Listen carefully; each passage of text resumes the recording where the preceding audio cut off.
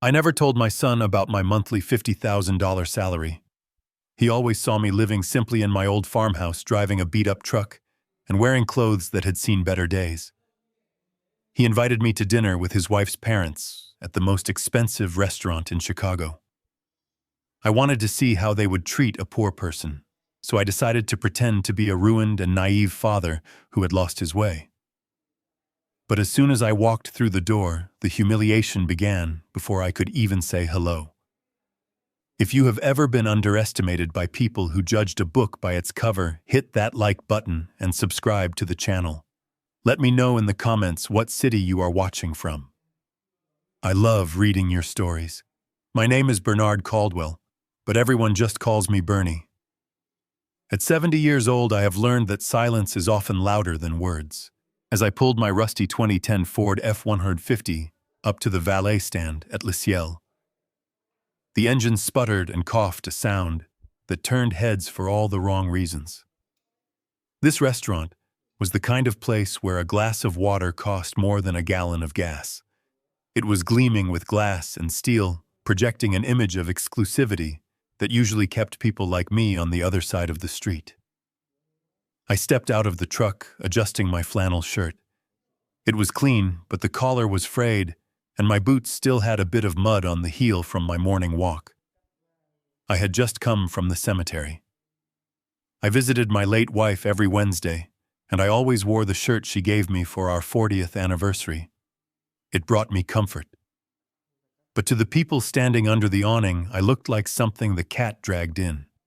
A sleek silver Bentley pulled up right behind me, honking aggressively. I turned to see a man stepping out. He was about my age, but that was where the similarities ended. He wore a suit that probably cost $5,000. His hair was perfectly coiffed, and he smelled of expensive cologne and arrogance. This was Gordon Ashcroft, my son Lucas's father-in-law. I smiled and started to raise my hand to wave, thinking we would start the evening with a handshake. Instead, Gordon didn't even look at my face. He looked at my clothes, then at my truck, and then he tossed his key fob right at my chest. "Hey, valet," he barked, not even breaking his stride. "Park it carefully, and do not scratch the rims on the curb. If there is a single mark on my Bentley, it is coming out of your tips for the next year." I caught the keys by reflex, standing there frozen. The keys felt heavy and cold in my hand. For a split second, the old Bernard, the man who built a logistics empire from a single van, wanted to throw those keys onto the roof of the building. But I held back. I needed to see this through. "Gordon, wait." The voice was shaky, filled with panic. My son Lucas came running out from the entrance. He looked pale, his eyes darting between me and his father-in-law. He was a good boy, a talented software engineer, but around these people he shrank until he was almost invisible. "That is not the valet," Lucas stammered, stepping between us. "Gordon, that is my dad. That is Bernard." Gordon stopped.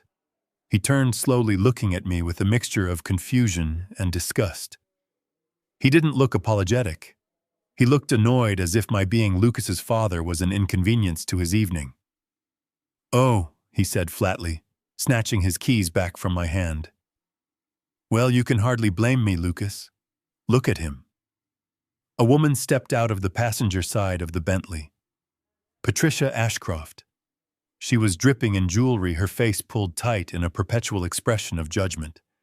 She scanned me from my worn boots to my gray hair, and she actually took a step back, as if poverty might be contagious. "I am sorry," she said, though her tone suggested she was anything but sorry. "I really thought you were the gardener, or perhaps someone applying for a dishwashing job. Lucas, you didn't tell us your father was quite so rustic." My daughter-in-law Tiffany walked out to join them. She didn't hug me. She didn't smile. She just sighed, a long, exasperated sound that pierced right through my heart. "Hi, Bernie," she said, checking her reflection in the glass door. "Try not to touch anything inside, okay? The upholstery in the booth is imported velvet." I swallowed my pride, forcing a smile that felt like it was cracking my face. "It is good to see you all," I said, my voice calm. "Thank you for inviting me." Gordon didn't respond. He just turned and walked into the restaurant, snapping his fingers at the real valet to take his car. I handed my keys to the young man in the vest. He looked at my truck, then at me, and gave me a kind nod. He treated me with more respect in 2 seconds than my own family had in 5 minutes. As we walked into the dining room, the maitre d' looked at Gordon, then looked at me, and hesitated. I knew what he was thinking. I didn't fit. What none of them knew, not Gordon, not Patricia, and certainly not my son, was that Caldwell Freight, my company, owned the logistics contract for this entire restaurant chain. In fact, my holding company owned the lease on this very building. I could have bought this restaurant, fired the staff, and turned it into a parking lot with a single phone call. But I kept my mouth shut. I wanted to see how deep the rot went. "We have a reservation," Gordon announced loudly. "The best table." The host led us through the main dining room past the chandeliers and the piano player. But he didn't stop at the window seats with the view of the skyline. He walked past them. He led us to a round table all the way in the back, right next to the swinging doors of the kitchen. Every time a waiter walked out, the noise of clattering dishes and shouting cooks spilled over us. Gordon frowned but didn't argue. He clearly thought this was the table I deserved, so it was the table we all had to suffer with. We sat down.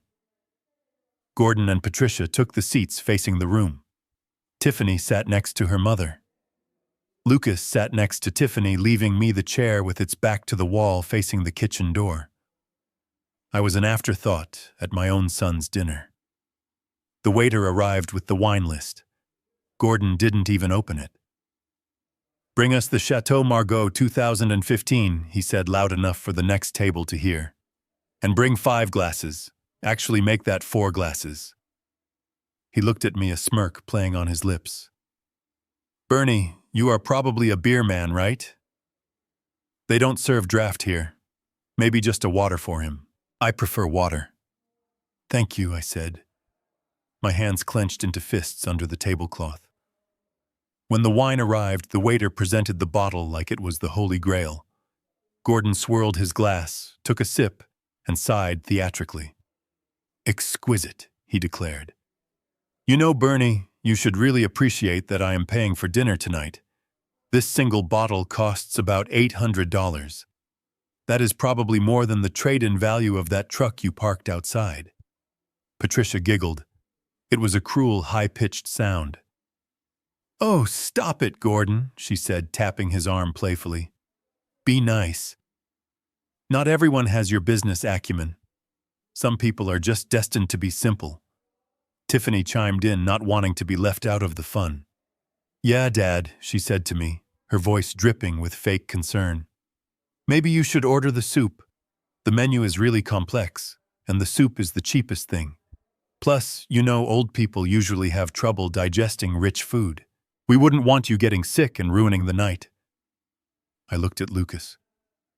I waited for him to say something, to stand up for me, to tell them that his father worked 18-hour days for 30 years to put him through engineering school, to tell them that I was the one who taught him how to be a man.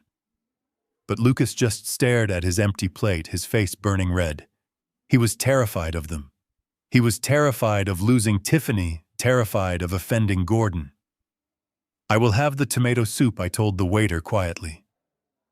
The waiter placed a steaming plate of lobster thermidor in front of Gordon, the scent of butter and expensive cognac filling the air between us. I looked down at my bowl of tomato soup, the red liquid rippling slightly as the table shook from Gordon adjusting his weight. He didn't even wait for everyone to be served before he started talking, his voice booming across the table as if he were holding court rather than sharing a meal. "You know," Lucas Gordon began, pointing his fork at my son like a weapon, "I closed on that commercial complex in the Loop yesterday. $12 million. Pure profit potential. That is what real work looks like. Not this tapping on a keyboard you do all day." Patricia nodded, sipping her wine with her pinky finger extended. "Gordon is a visionary," she purred. "He turns concrete into gold." "Tell me, Lucas, are you still working on that little app? What was it again? Something for organizing photos." "It is cloud infrastructure. Patricia, Lucas said, his voice quiet, his eyes fixed on his plate. I am a senior systems engineer. It is a stable job with good benefits. Gordon laughed, a sharp barking sound that made several other diners turn their heads. Stable, he mocked. Stable is for horses, son. You are 32 years old. You should be building an empire, not collecting a paycheck. What do you make $150 a year? That is barely enough to keep Tiffany in shoes. I watched my son shrink into his chair. I knew Lucas made good money, honest money, but to these people anything less than 7 figures was poverty. I wanted to say something to tell them that the building Gordon just bragged about buying was likely leveraged to the hilt. But I had to play my part. I had to be the simpleton they expected. I cleared my throat loudly. Is that building near the post office? I asked, feigning a confused, slightly deaf tone. I used to pick up mail there in the 80s. Good parking. Gordon looked at me with open pity. No, Bernie, he said slowly, articulating every syllable as if speaking to a toddler. It is prime commercial real estate. It is not about the parking. It is about the equity. Do you know what equity is, Bernie? Or did you spend all your time worrying about gas mileage? I scratched my head, putting on my best confused face. Well, I always kept the tank full, I mumbled. You do not want to run out of gas on the highway. Patricia sighed, rolling her eyes at Tiffany. He is quaint, isn't he? Like a relic. Tiffany didn't defend me. She didn't defend her husband either.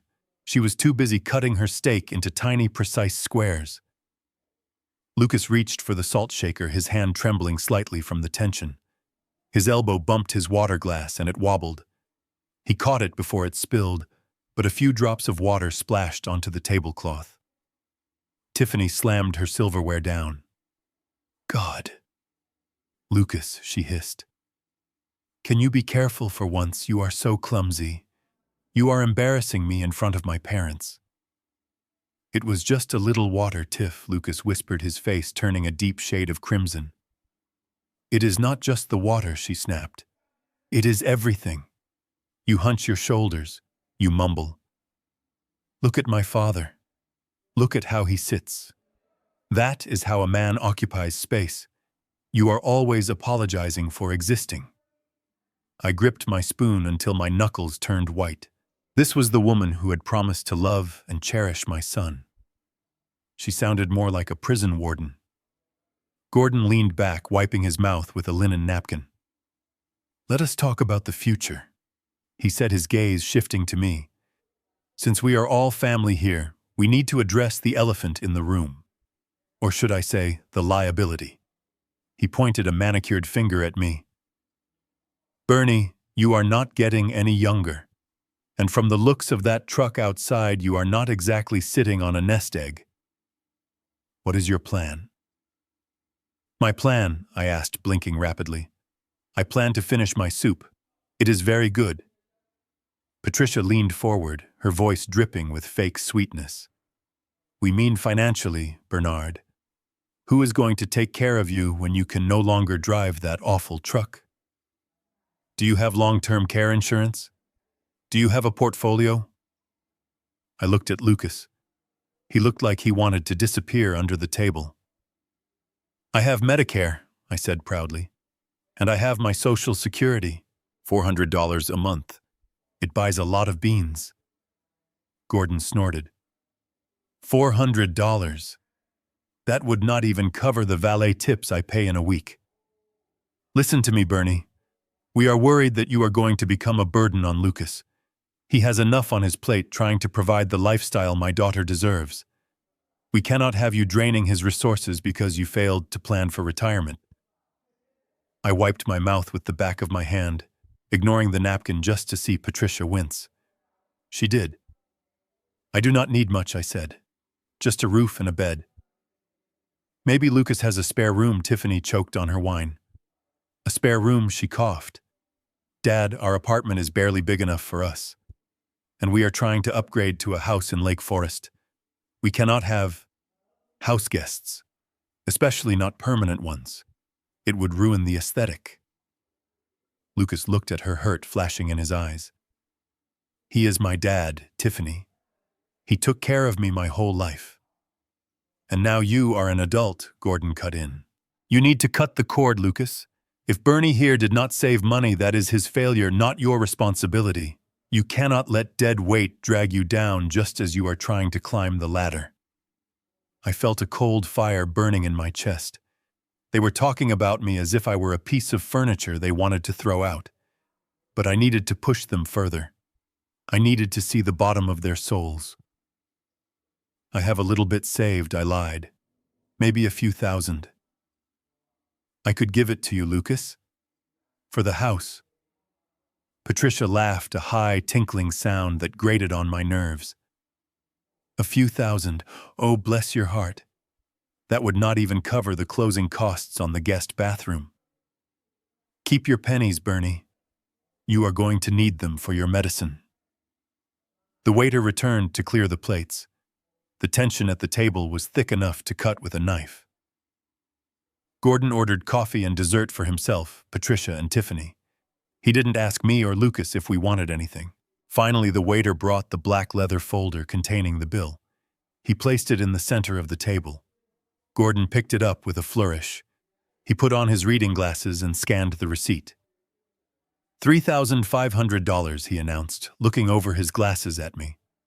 He pulled out his black credit card, tapping it rhythmically on the table. Then he stopped. A cruel smile spread across his face. Actually, he said, why should I pay for everything? We are all adults here.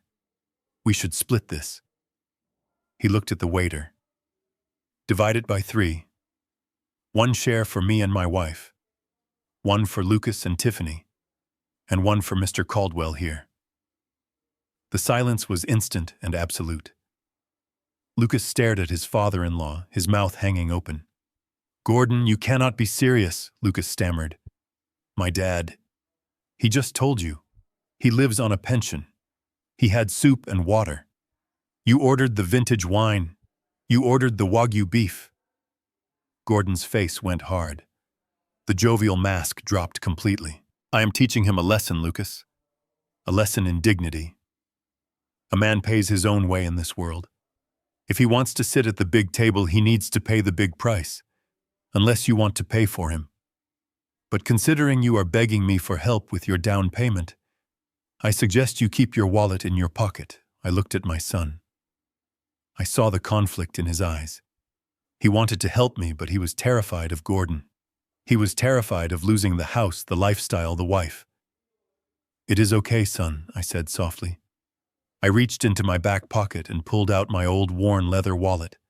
My hands were shaking, partly from rage, partly because I was acting my heart out. I opened it and started pulling out crumpled $1 bills and a few 5s. I smoothed them out on the white tablecloth, counting slowly.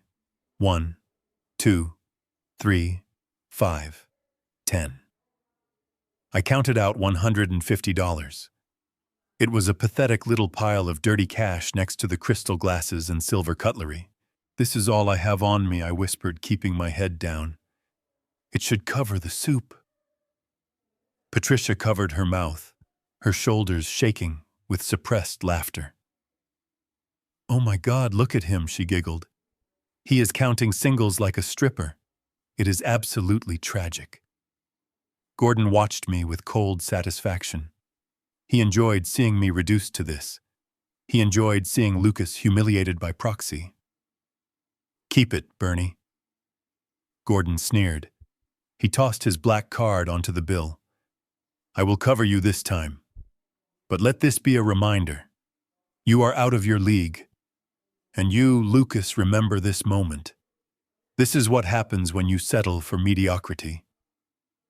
Lucas looked down at his lap, unable to meet my eyes. I gathered my crumpled bills, shoving them back into my pocket. I had seen enough. I had seen the cruelty, the greed, and the utter lack of respect. But most importantly, I had seen that my son was a hostage in his own life. And I knew exactly what I had to do to break him out.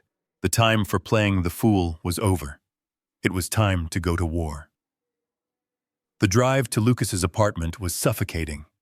I sat in the back of my own son's sedan, squeezed next to a pile of Tiffany's shopping bags from earlier that day. Gordon and Patricia followed us in their Bentley, its headlights cutting through the darkness like predator eyes. We arrived at the apartment complex in the suburbs. It was a decent place, clean and safe, the kind of home a young couple starts in. But to the Ashcrofts, it was a slum. As we walked up the 3 flights of stairs because the elevator was out of order, Patricia held a scented handkerchief to her nose. She didn't say a word, but her heavy breathing said enough. When Lucas unlocked the door, the smell of lemon pledge hit us. He had obviously scrubbed the place top to bottom for this visit. Gordon walked in and didn't even take off his coat. He stood in the center of the small living room, taking up all the air. I sat in the corner on a worn-out armchair that Lucas had dragged in from the street during college. It was lumpy, but it was the only seat offered to me, so Gordon said, clapping his hands together, "Let us get down to business." The dinner was pleasant, but we didn't come here just to eat overcooked steak. We have a proposition. Lucas looked nervous. He stood by the kitchen counter, wringing his hands. Tiffany went to stand next to her father, a look of eager anticipation on her face. "We found a house," Gordon announced, "in Lake Forest." I saw Lucas's eyes widen. Lake Forest was old money. It was mansions and private beaches and taxes that cost more than most people earned in a year. "It is a Georgian colonial," Patricia added, finally sitting on the edge of the sofa, as if afraid she might catch a disease from the fabric. 4 bedrooms, 3.5 baths, and a manicured garden that is simply divine. It is listed at $2.2 million. Lucas let out a breath that sounded like a tire deflating. "Gordon, that is incredible," Lucas said, his voice trembling. "But there is no way we can afford that. Even with my salary, no bank is going to lend us $2 million.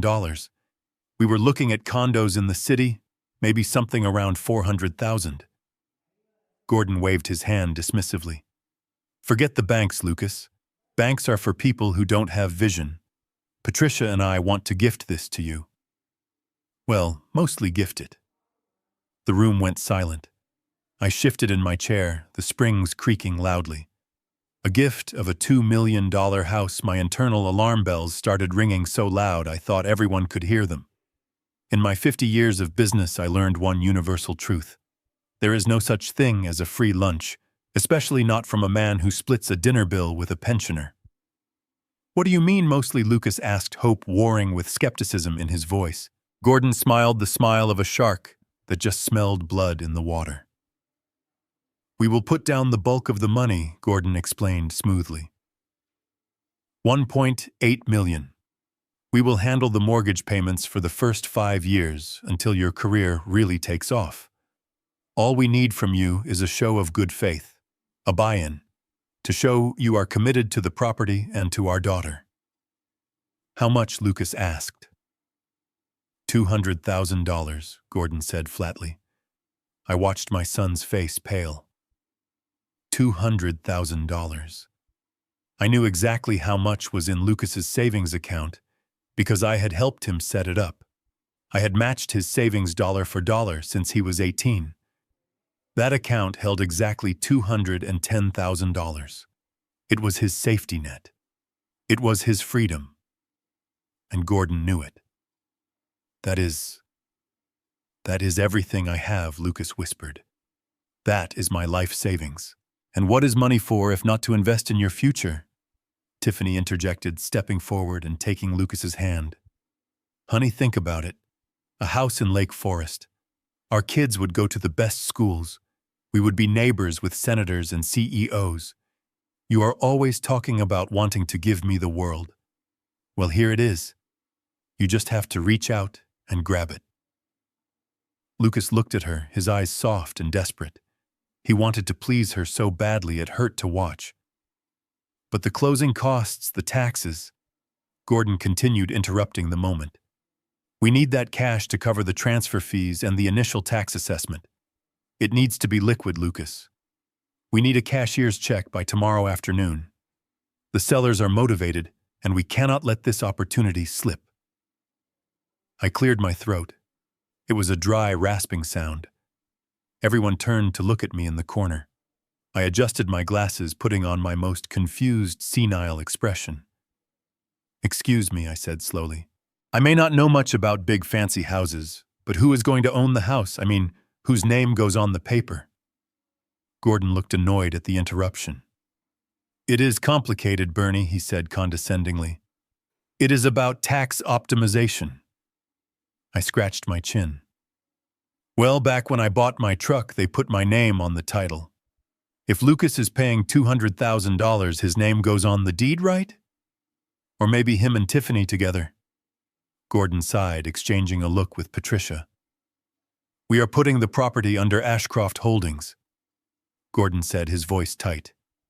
"It protects the asset from liability. It is a standard procedure for high-value real estate. Lucas and Tiffany will be the beneficiaries, of course. They will live there rent-free. It is effectively theirs." I leaned forward, squinting. "Ashcroft Holdings. Isn't that your company, Mr. Gordon?" "So if the company goes belly up, the bank takes the house, and Lucas loses his money." The air in the room turned ice cold. I had hit the nerve. I remembered 1998. I remembered a similar deal a developer tried to pull on me when I was expanding my fleet. Use my cash to secure his asset. I walked away then. Lucas was about to walk right into the trap. Patricia stood up, her face flushed with anger. "How dare you!" she snapped. "You insufferable old man! You are sitting there in your second-hand clothes implying that my husband is a crook.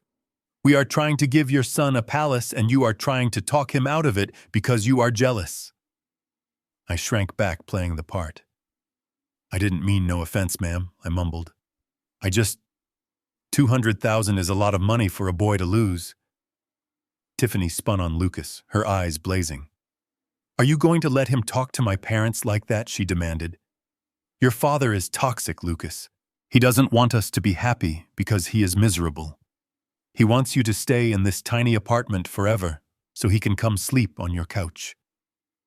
She grabbed Lucas's face, forcing him to look at her. "Do you trust me, Lucas? Do you trust my parents? Or do you trust the man who couldn't even pay for his own soup tonight? If you don't do this, if you don't commit to our future right now, I don't know if I can stay in this marriage.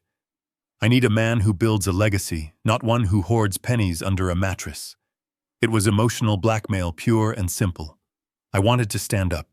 I wanted to reveal everything right there.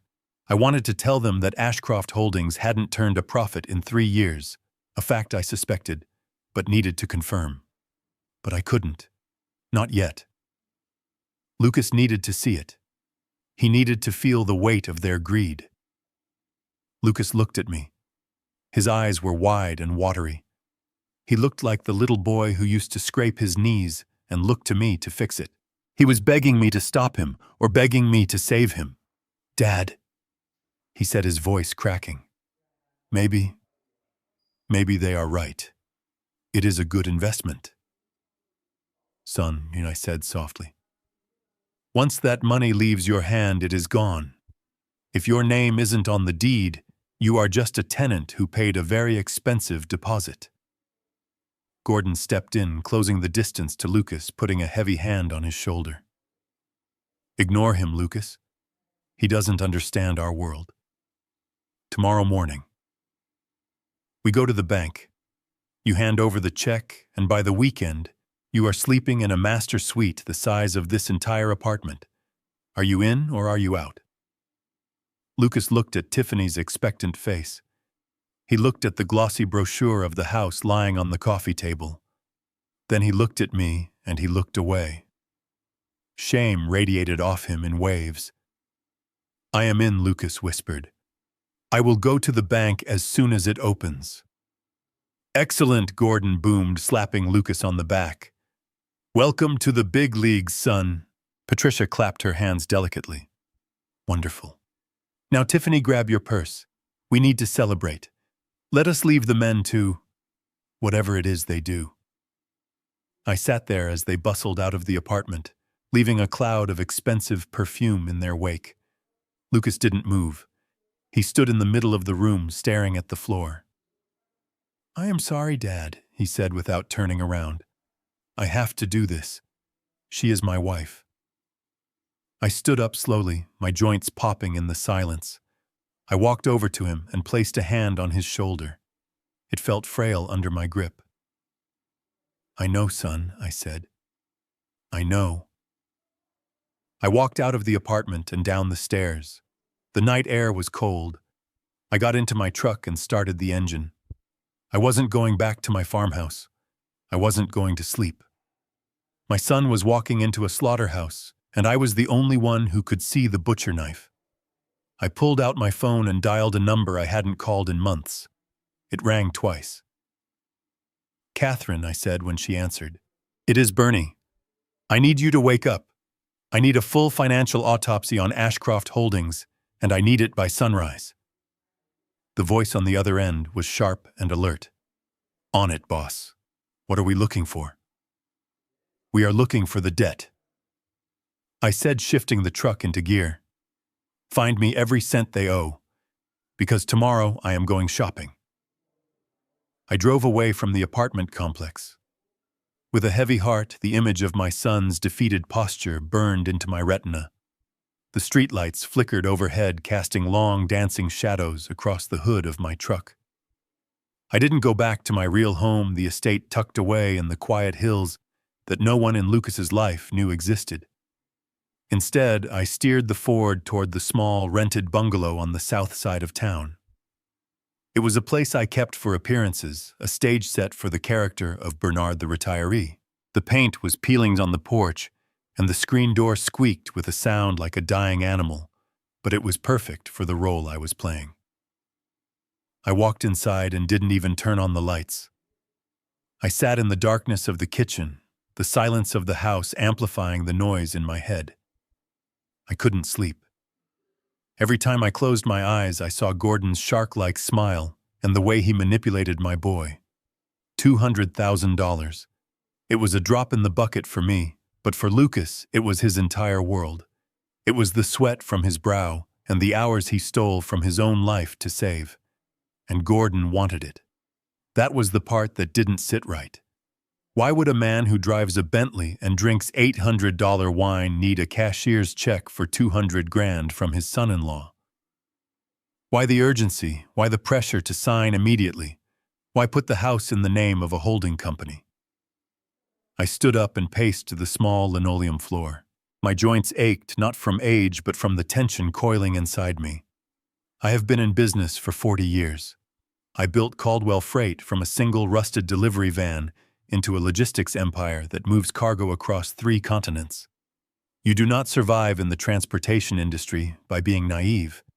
You survive by smelling the rot before you see the mold. And right now, the stench of rot coming from Gordon Ashcroft was overpowering. I looked at the clock on the microwave. It was 2 a.m. Most people were asleep, but the person I needed to talk to never really slept. I pulled out my phone and dialed. Catherine Ross answered on the second ring.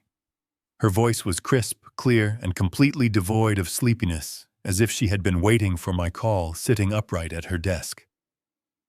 "Bernie," she said. "It is 2 a.m. Please tell me you are not in jail." "Not yet, Kat," I said, leaning against the counter. "But I might be if I have to listen to Gordon Ashcroft speak one more time. I need you to work." I heard the sound of a laptop opening on the other end, the clicking of keys. "I am listening," she said. "I need a deep dive on Ashcroft Holdings." I told her, my voice low and dangerous. "I need to know everything. Assets, liabilities, liens, lawsuits. I want to know who he owes money to, and I want to know how much." There was a pause on the line. "Ashcroft," she mused. "They are big in commercial real estate, aren't they, Flashy? Lots of charity galas." "They are flashy, all right," I muttered. "But lights can hide a lot of cracks. He is trying to get Lucas to hand over his life savings tomorrow. He claims it is for a down payment on a house in Lake Forest, but he insists the deed be in the company name." The typing stopped abruptly. That is a red flag the size of Texas, Bernie Cat said. If the company holds the deed, the asset is collateral for the company's debts. If Ashcroft Holdings goes under, the bank takes the house, and Lucas is left holding nothing but air. Exactly, I said. Find out why he needs the cash. Find out why he is desperate. I will have it for you, she promised. Go to sleep, Bernie. I will call you when the sun comes up. I hung up the phone, but sleep was still a distant fantasy. I sat back down in the dark, my mind drifting back to the early days. I remembered 1978. I was young, hungry, and stupid. A developer had come to me with a deal that sounded too good to be true.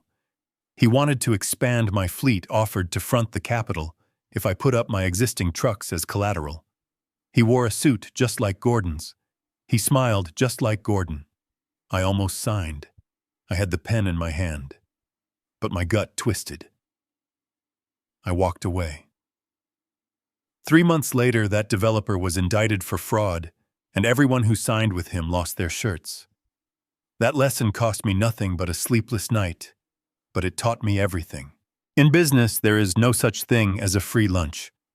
When a man offers you a gift that requires your money to unwrap, it is not a gift. It is a trap. I thought about Lucas. He didn't have my street smarts. He grew up softer, protected by the success I had built, but hidden from him. He saw the best in people. He believed that because Gordon was rich, he must be smart and successful. He didn't understand that some of the poorest men in the world are the ones with the most expensive cars, because they are drowning in debt to keep up the illusion. I must have dozed off in the chair, because the next thing I knew, sunlight was streaming through the dirty kitchen window, illuminating the dust motes dancing in the air. The phone on the table buzzed, vibrating against the wood. It was Kat. I picked it up, rubbing my grit-filled eyes. "Tell me," I said, my voice raspy. Bernie Kat said, and her tone made me sit up straight. Her voice wasn't professional and cool like usual. It was tight, urgent. "You need to come to the office," she said.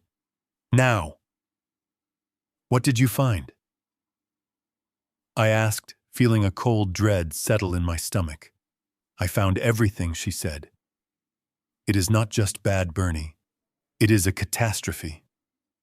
Ashcroft Holdings is not a company. It is a corpse." "What do you mean?" "I mean they are dead," she said. "They just haven't fallen over yet." I pulled the credit reports, the court filings, everything. That house in Lake Forest, it is already leveraged. He has taken out 3 loans against the equity. He is underwater on every single property he owns. I gripped the phone tighter. "And the $200,000 from Lucas, it is interest payments," Kat said. "He is defaulting on a bridge loan with the Chicago Merchants Bank. If he doesn't pay $150,000 by close of business Friday, they are going to freeze his assets and start seizing property. He isn't buying a house for your son, Bernie. He is using your son's money to keep the lights on for 1 more week." I closed my eyes, a wave of nausea washing over me. It was worse than I thought.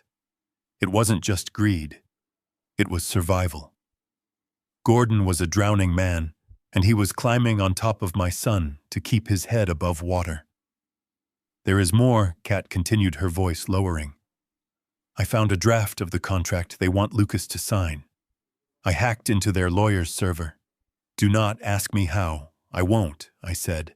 "What is in it?" "It is not just a transfer of funds," she said. "There is a clause in the fine print buried on page 40. It makes Lucas a guarantor for the existing debt on the property."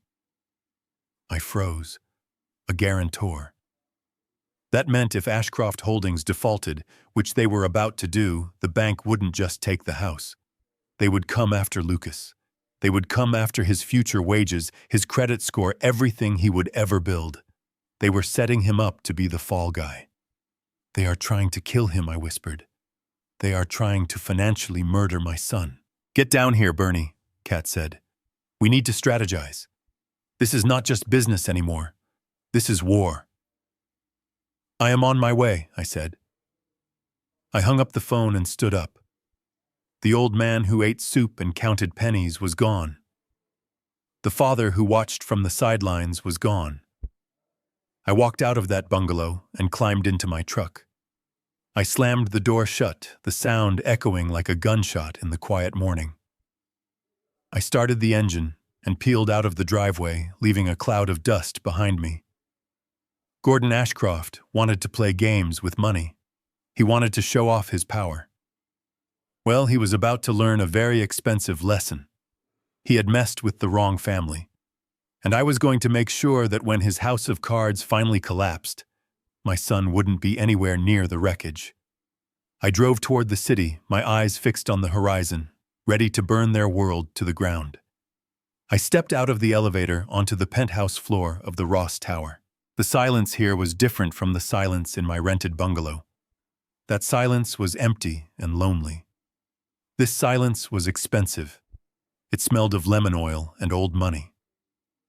I walked past the reception desk where the young woman nodded at me with a reverence that felt jarring after the way I had been treated at dinner the night before. I was wearing my worn flannel shirt and my scuffed boots, but in this building everyone knew that the man inside the clothes signed the paychecks. Catherine Ross was waiting for me in the main conference room. The blinds were drawn, blocking out the morning sun that was rising over the Chicago skyline. The room was illuminated by the cold blue light of a projector screen and a single desk lamp. The long mahogany table was covered in stacks of paper. It looked less like a legal briefing and more like an autopsy. Catherine didn't smile when I walked in. She looked tired, but her eyes were sharp. She stood up and gestured to the chair at the head of the table. "Sit down, Bernie," she said, her voice flat and serious. "You were right. It is a bloodbath." I sat down, the leather chair creaking under my weight. I didn't say anything. I just waited. Catherine picked up a remote and clicked it. A spreadsheet appeared on the screen. It was a labyrinth of red numbers. "This is the consolidated balance sheet for Ashcroft Holdings," she began. "Or at least what is left of it. On paper, Gordon Ashcroft projects the image of a titan. He has assets listed in the tens of millions. But when you dig into the liens and the leveraging, the picture changes." She clicked the remote again. A new slide appeared. It was a list of debts. The numbers were staggering. "He owes $15 million to 3 different banks," Catherine said. "And that is just the secured debt. We found records of private loans, high-interest bridge loans, and even some borrowing from questionable sources that look a lot like loan sharks. He is bleeding cash, Bernie. He is burning through operating capital just to pay the interest on loans he took out 5 years ago." I leaned forward, squinting at the screen. "15 million," I whispered. He sat there eating caviar while he was $15 million in the hole. "It gets worse," Catherine said. She picked up a thick file folder and slid it across the table toward me. "This is the property report for the house in Lake Forest, the Georgian Colonial, the dream home he wants to gift to Lucas and Tiffany." I opened the file. The first page was a foreclosure notice. "It is not a gift," Bernie, Catherine said softly. "It is an anchor. The house is already in pre-foreclosure. He hasn't paid the mortgage in 6 months. The bank has already served him. They are moving to seize the property in 30 days. I felt a cold chill run down my spine. 30 days, I repeated. He is asking my son for $200,000 to pay closing costs on a house that the bank is going to take in a month. Exactly, Catherine said. He needs that $200,000 not for taxes or fees. He needs it to pay the arrears. He needs to throw a chunk of cash at the bank to stop the foreclosure process, just long enough to refinance. Refinance, I said, the pieces starting to click together in my mind. But if his credit is shot, how can he refinance? Who would lend him more money? Catherine looked at me, and for the first time I saw genuine pity in her eyes. That is the part that made me call you at dawn, she said. She slid another document across the table. It was a draft of a loan application from the Chicago Merchants Bank. I put on my reading glasses. I scanned the document. My eyes stopped on the line for the primary guarantor. It didn't say Gordon Ashcroft. It said Lucas Caldwell. He doesn't just want the cash, Bernie Catherine explained. He needs a clean name. Gordon is toxic. His credit score is in the basement. No reputable lender will touch him. But Lucas is a software engineer with a steady high income, zero debt, and perfect credit. Gordon is trying to use the $200,000 as a good faith payment to the bank to unlock a new line of credit for $5 million. And he is using Lucas as the co-signer to secure it. I felt the blood drained from my face. A co-signer. That meant Lucas wouldn't just be an investor. He would be fully liable for the debt. If Ashcroft Holdings defaulted, which was inevitable given the state of their books, the bank wouldn't just take the house. They would come after Lucas. They would garnish his wages. They would seize his assets. They would destroy his financial future before it even began. They are trying to kill him, I said, my voice trembling with a rage I hadn't felt in years. They are taking a sheep to the slaughter. They want to strap my son to their sinking ship so they can use him as a life raft. I stood up, my hand sweeping across the table. I grabbed a ceramic coffee mug that had been sitting near the edge and hurled it against the far wall. It shattered with a violent crash, coffee spraying across the expensive wallpaper.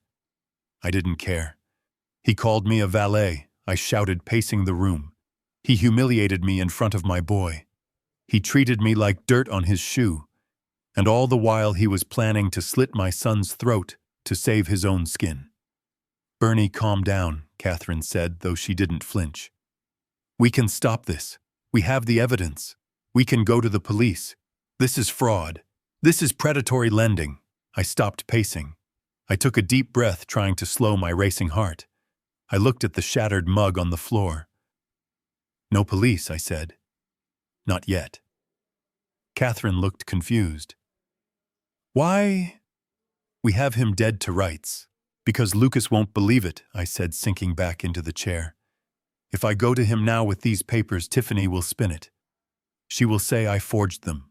She will say I am a jealous, senile old man who hates her family. She has spent years isolating him, making him doubt his own judgment. He loves her cat. He is blind. If I force him to choose between me and her right now, he will choose her. And he will sign those papers just to prove me wrong. Then what do we do? Catherine asked. We cannot let him sign. The meeting at the bank is tomorrow. I looked at the screen at the red numbers that represented the moral bankruptcy of the Ashcroft family. He needs to see it for himself, I said. He needs to see them without their masks. Right now they are pretending to be benevolent benefactors. They are playing the role of the loving family. We need to strip that away. We need to put pressure on them until they crack. How? Catherine asked. By becoming the one thing they hate most, I said. By becoming a burden. Gordon needs that signature. He is desperate. If I become an obstacle, if I become a problem that threatens their timeline, they will get sloppy. They will get mean. And Lucas needs to see their cruelty. He needs to see that they do not care about him. They only care about what he can give them. I stood up and buttoned my flannel shirt. I am going to get sick, Kat, I said. I am going to have a sudden, terrible turn for the worse. I am going to need constant care, and I am going to need to stay with my son. Catherine nodded slowly, understanding the plan. You are going to invade their space, she said. I am going to become the nightmare guest, I confirmed. I am going to be the dirt-poor, sick father-in-law who sleeps on the couch and needs help to the bathroom. I am going to make Tiffany and her parents so uncomfortable, so angry, that they won't be able to hide their true nature. They will show Lucas exactly who they are. And the debt, Catherine asked. The $5 million they are trying to pin on him, buy it, I said. Catherine blinked. Excuse me, not the new loan, I said. The old debt. The $15 million he owes to the banks. Contact the creditors. Use the shell companies. Buy the debt. I want to own every cent Gordon Ashcroft owes. I want to hold the leash. That will cost a fortune, Bernie, she warned. We will have to pay a premium to get the banks to sell the notes quickly. Do it, I said, walking toward the door. I don't care what it costs. My son is not for sale. But Gordon Ashcroft, he is about to find out he has already been bought. I left the office with a plan. It was a dangerous game. I was gambling with my health, my dignity, and my relationship with my son. But I had to break the spell Tiffany and her parents had cast over him. I had to show him that the gold he was chasing was just painted lead. I drove my truck toward Lucas's apartment, practicing my cough, preparing to play the role of a lifetime. The weak, helpless old man was about to go to war, and the first shot would be a stumble on the front porch. I parked my truck around the block from Lucas's apartment complex and waited until I saw his sedan turn the corner. My heart was hammering against my ribs, not from fear, but from the adrenaline of the performance I was about to deliver.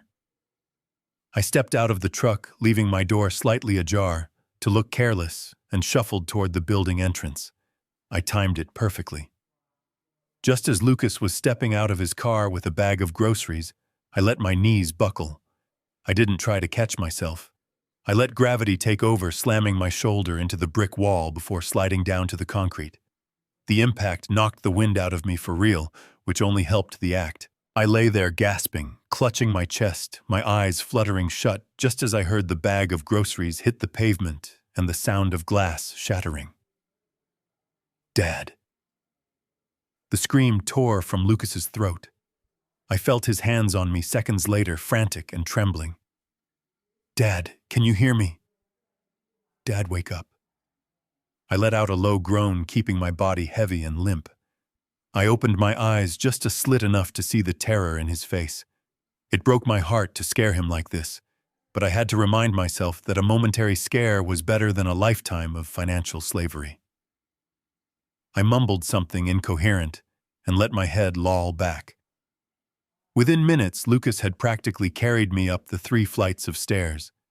He laid me on his sofa, his breathing ragged. Tiffany stood in the doorway of the bedroom, her arms crossed, looking more annoyed than concerned. What is going on, Lucas? She demanded. Why is he on the floor? We have guests coming over later. He collapsed, Tiffany. Lucas shouted, his voice cracking. He passed out in the parking lot. Get me a damp cloth. Call 911. No ambulance, I wheezed, grabbing Lucas's wrist. Too expensive. Call Dr. Evans. His number is in my wallet. Dr. Evans was on my payroll. He was a retired physician who acted as a consultant for my company's health plan, and he knew exactly what to say. Lucas found the card and dialed with shaking fingers. 20 minutes later, Evans arrived with his medical bag. He played his part to perfection. He listened to my heart, checked my pupils, and took my blood pressure, humming with professional concern. It appears to be a transient ischemic attack possibly brought on by stress and malnutrition. Evans said, packing his stethoscope away. His vitals are stabilizing, but he is extremely weak. He is in a very fragile state. Lucas looked at me, guilt written all over his face. What do we do? Lucas asked. Does he need to go to the hospital? The hospital will just observe him and bill him. $10,000, Evans said smoothly. What he needs is rest, stability, and constant monitoring. He cannot live alone right now. If he has another episode without someone nearby, it could be fatal. He needs 24-hour care for at least the next 3 weeks. The silence in the room was heavy. I lay still, breathing shallowly. He has to stay here, Lucas said. There is no other option.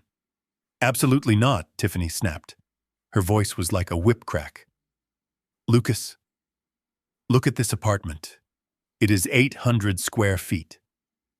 Where is he going to sleep? On the couch? For 3 weeks, yes, on the couch, Lucas said, his jaw tightening. He is my father, Tiffany. I am not putting him on the street. There are facilities for people like him, Tiffany argued, walking over to the window and gesturing vaguely toward the downtown area. There is that county home on 5th Street. They take indigent patients. They have nurses. It would be better for him. I knew the place she was talking about. It was a warehouse for the forgotten, a place that smelled of urine and despair. She wanted to throw me into a pit just to keep her living room tidy. I am not sending my dad to the county home, Lucas said, his voice rising. He took care of me when I was helpless. Now it is my turn. He stays. Tiffany stared at him, her face twisting into a mask of disgust. She wasn't used to Lucas fighting back. She looked at Dr. Evans, then at me, and finally huffed, storming into the bedroom and slamming the door. Dr. Evans gave me a subtle nod before turning back to Lucas. You are doing the right thing, son. Just make sure he eats well and stays calm. I will check on him in a few days. After Evans left, Lucas brought me a glass of water and a blanket. He tucked me in with a tenderness that made me want to cry. He sat by me for an hour until he thought I was asleep, then he went into the kitchen to clean up the dinner dishes. That was when the real show began. The bedroom door opened, and Tiffany walked out. She thought I was out cold. She stood over me for a moment, and I could feel the heat of her glare. Then she pulled out her phone and walked to the far side of the room, keeping her voice low but venomous. Mom, you are not going to believe this, she whispered into the phone. The old man is here. He collapsed in the parking lot like a drama queen. Lucas brought him up. He is sleeping on my sofa right now. It smells like old flannel and poverty in here. It is disgusting. I lay motionless, regulating my breathing, letting every insult fuel my resolve. I know, Mom, I know, she hissed.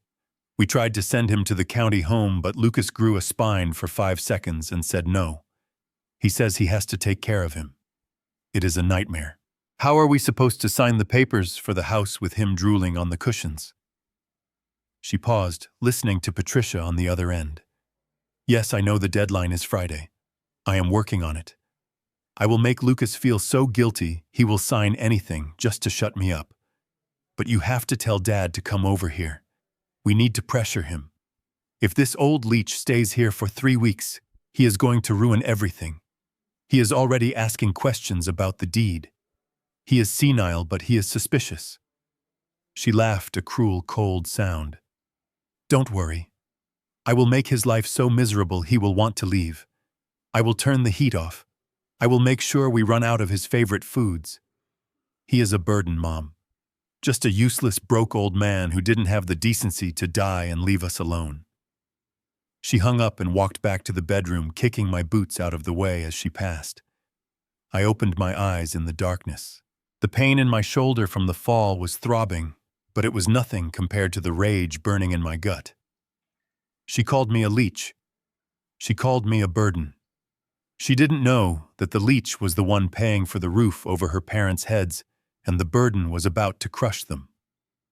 An hour later, the front door buzzer rang. It was Gordon. He didn't even knock when Lucas buzzed him up.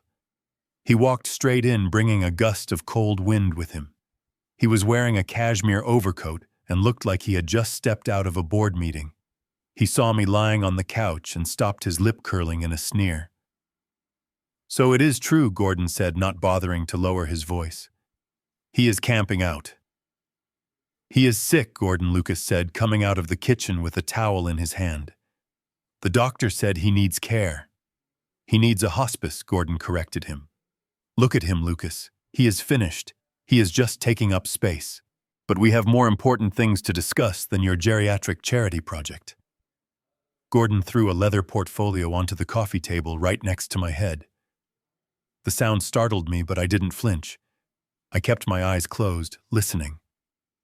The bank called, Gordon lied. They moved up the timeline. We need those papers signed and the check deposited by tomorrow morning. If we wait until Friday, the sellers might walk. They have a cash offer on the table from another buyer. There was no other buyer. I knew that because I owned the debt. But Lucas didn't know. Tomorrow, Lucas asked, panic in his voice. Gordon, I haven't even had time to go to the bank to get the check. And with my dad sick. Make time, Gordon growled. This is your future we are talking about. You want the house, you want my daughter to be happy, then you handle your business. You sign the papers tonight. You get the check first thing in the morning.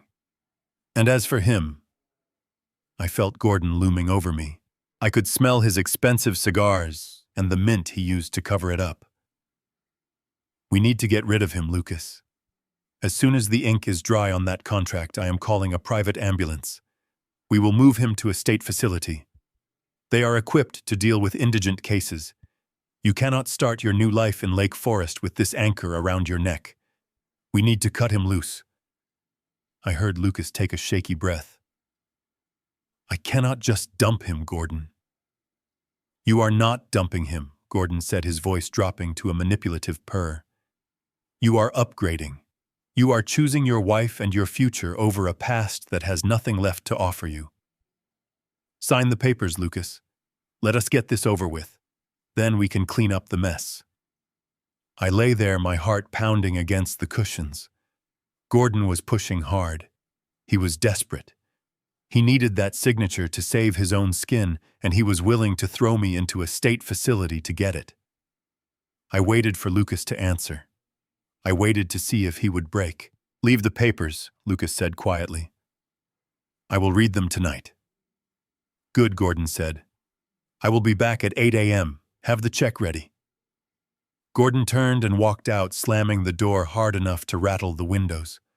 The room fell silent. I opened my eyes slowly.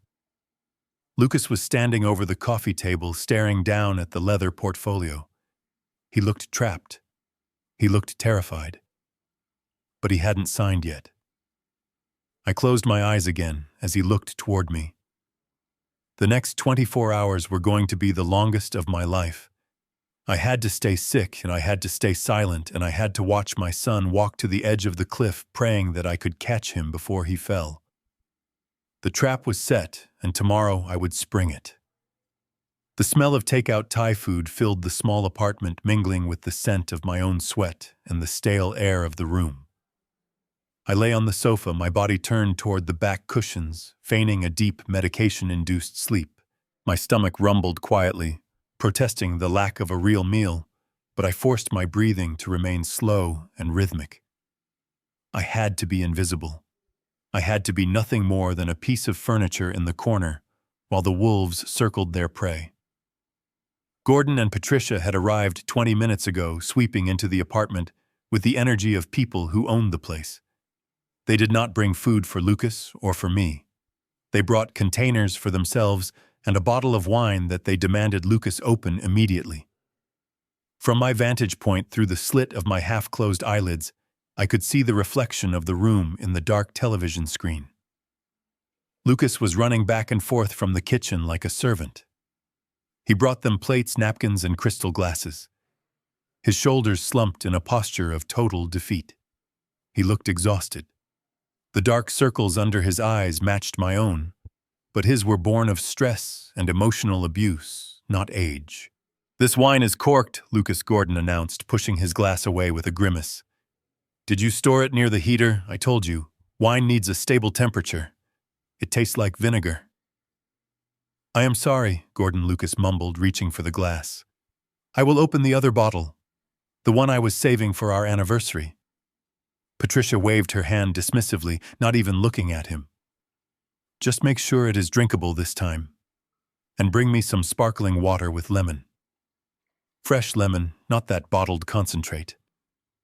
I watched my son retreat to the kitchen, his head bowed. It made my blood boil. He was a brilliant engineer, a man who built complex systems that kept companies running, yet in his own home he was treated like an incompetent waiter. Once Lucas was out of earshot, the tone of the conversation shifted. The air in the room grew colder, sharper. Gordon leaned forward, his voice dropping to a conspiratorial murmur that carried perfectly to my spot on the couch. "We need to make sure he signs the guarantor paperwork tomorrow," Gordon said, shoveling a forkful of pad thai into his mouth. The bank manager called me again. "The bridge loan is expiring. If we do not secure that $5 million line of credit by Monday, the whole house of cards comes down." Patricia dabbed her mouth with a napkin, her expression calculating. Is the 200,000 from his savings enough to trigger the approval, she asked. It is the entry fee, Gordon explained. It shows liquidity. But the real key is his credit profile. Lucas has a pristine history. With him as the primary guarantor, the bank will overlook our leverage issues. They see a high-income earner with zero debt. He is the golden goose. Patricia glanced toward the kitchen to make sure Lucas was still occupied. He is a useful idiot, she sneered. I honestly do not know how he manages to tie his shoes in the morning without Tiffany telling him which loop goes where. He is so desperate for our approval, it is pathetic. Did you see his face when we mentioned the house? He looked like a puppy waiting for a treat. It is pitiful, Gordon agreed. But it is necessary. Once his name is on that $5 million loan, we can use the capital to pay off the sharks and restructure the debt on the commercial properties. We will be in the clear. And what about Lucas? Patricia asked, taking a sip of the new wine Lucas had just poured before retreating again. When the balloon payment comes due on that loan in 2 years, we certainly are not going to be the ones paying it. Gordon chuckled a low, wet sound that made my skin crawl. That is the beauty of it, Patty. In 2 years, Lucas will not be our problem anymore. I held my breath. My heart hammered against my ribs like a trapped bird. What were they talking about? Patricia smiled, a cruel twisting of her lips. You are right. Tiffany is already getting bored. I spoke to her this morning. She ran into Blake Harrison at the club yesterday. You remember Blake, the son of the oil tycoon from Texas? He is divorced now. And he asked about her. Gordon nodded enthusiastically. Blake is a good match. Real money. Old money. Not this working-class engineer salary. Tiffany deserves better. She deserves someone who can put her on a private jet, not someone who worries about mortgage payments. So here's the plan, Patricia whispered, leaning closer. We get Lucas to sign the loan papers tomorrow. We get the $5 million. We secure our assets. Then we let things cool down for a few months. Once the money is distributed and safe, we start the separation process. Tiffany can claim emotional distress. We will say living with his senile father was too much for her. We will paint him as incompetent. Gordon swirled his wine, admiring the color. And the debt stays with him, he finished. Since he is the primary guarantor, when we default on the payments, the bank goes after him. We walk away with the capital. Tiffany walks away with a settlement. And Lucas gets buried under $5 million of liability. It is clean. It is business. My hands clenched into fists under the blanket. My nails dug into my palms until I felt the skin break. It wasn't just exploitation. It was destruction. They were planning to harvest my son for his credit score and then discard him like a husk. They were going to ruin his life, bankrupt him, and leave him alone and broken all while pushing their daughter into the arms of another man. Lucas walked back into the room, carrying a tray with sliced lemons and sparkling water. He looked so eager to please, so desperate to be part of this family that despised him. Here is the water, Patricia, he said, placing the glass down gently on a coaster. Is the wine better? It is passable, Gordon grunted, not even saying thank you. Sit down, Lucas. We need to go over the schedule for tomorrow. Lucas sat on a small wooden chair across from them, his posture rigid. He didn't look at the food.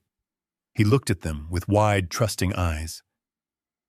I went to the bank today, Lucas said softly. I got the cashier's check. $200,000. It is in the safe. Good boy, Patricia said, in the same tone one would use for a dog that stopped peeing on the rug. And you reviewed the other documents? The ones about the company structure? I looked at them, Lucas admitted.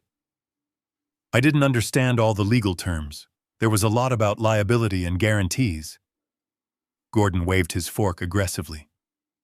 Standard boilerplate, Lucas. Do not get bogged down in the fine print. It just says that as a stakeholder you are committed to the success of the project. It is a formality. You trust us, do you not? I do, Lucas said. Of course I do. Then there is no problem, Gordon said, smiling that shark smile. "We sign everything tomorrow at 10. Then we go to lunch to celebrate." My treat. I watched my son nod. I watched him swallow the poison they were feeding him, grateful for the taste. I wanted to leap off the couch and strangle Gordon. I wanted to scream the truth until the windows shattered. But I couldn't. Not yet. The trap wasn't fully sprung. If I revealed myself now, they would deny it. They would say I was hallucinating. They would gaslight Lucas until he didn't know up from down. I needed undeniable proof. I needed the final blow. The dinner dragged on for another hour. They ate his food, drank his wine, and ignored his existence except to give orders. Finally, they stood up to leave. "Do not forget, Lucas," Patricia said at the door, adjusting her fur coat. 8 sharp tomorrow. Do not be late. And do something about that smell in here. It reeks of sickness." Gordon looked at me on the couch, his lip curling. "And handle the situation with your father," he said. "Once the papers are signed, I want him gone. I do not care where he goes, but he cannot stay here. It is depressing." "I will handle it," Lucas whispered. They left the door clicking shut behind them.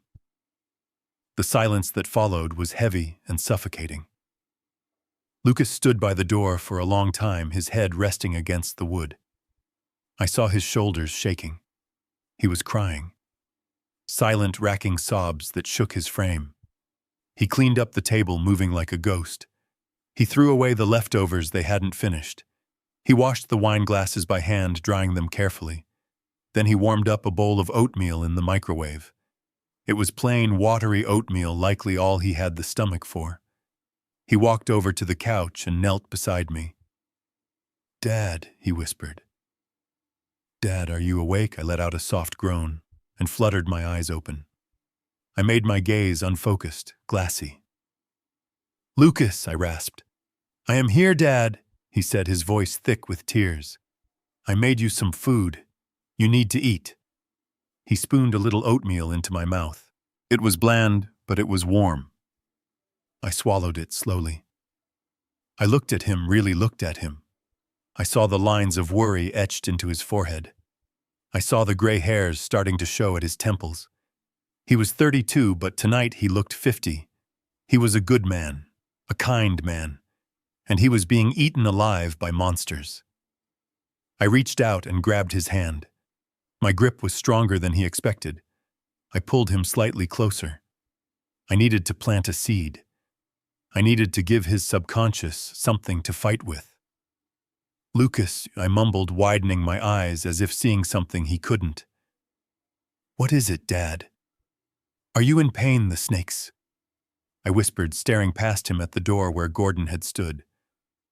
"So many snakes. In the garden. They are eating the eggs." He frowned, brushing the hair off my forehead. "You are dreaming, Dad. There are no snakes. They are smiling," I said, my voice rising in a panic. "The snakes are smiling. Do not touch them. They bite." I squeezed his hand hard, digging my fingers into his skin. I focused all my will into my eyes, trying to communicate the danger without breaking character. "Do not sign," I hissed. Lucas froze. He pulled back slightly, looking at me with confusion. "What did you say, Mo? Do not sign?" I repeated, letting my head roll back onto the cushion, my voice fading into a slur. "The paper burns. Do not sign the paper. It takes the blood." I let my eyes close, my breathing becoming shallow and ragged again. I felt Lucas watching me. I felt the tension in the air. He stayed there for a long time, holding the bowl of oatmeal, the silence of the room pressing in on us. "Dad," he whispered again. I didn't answer. I let the words hang there. "Do not sign." It was a message from a madman, a warning from a fever dream. But I prayed it was enough to make him hesitate. I prayed that when he held that pen tomorrow, he would hear my voice and his hand would shake just enough to drop it. Lucas stood up slowly. He walked to the window and looked out at the streetlights. He didn't turn on the TV. He didn't look at his phone. He just stood there alone in the dark, wrestling with ghosts he was only just beginning to see. The night was far from over, but the first crack in the dam had appeared. Now I just had to wait for the flood.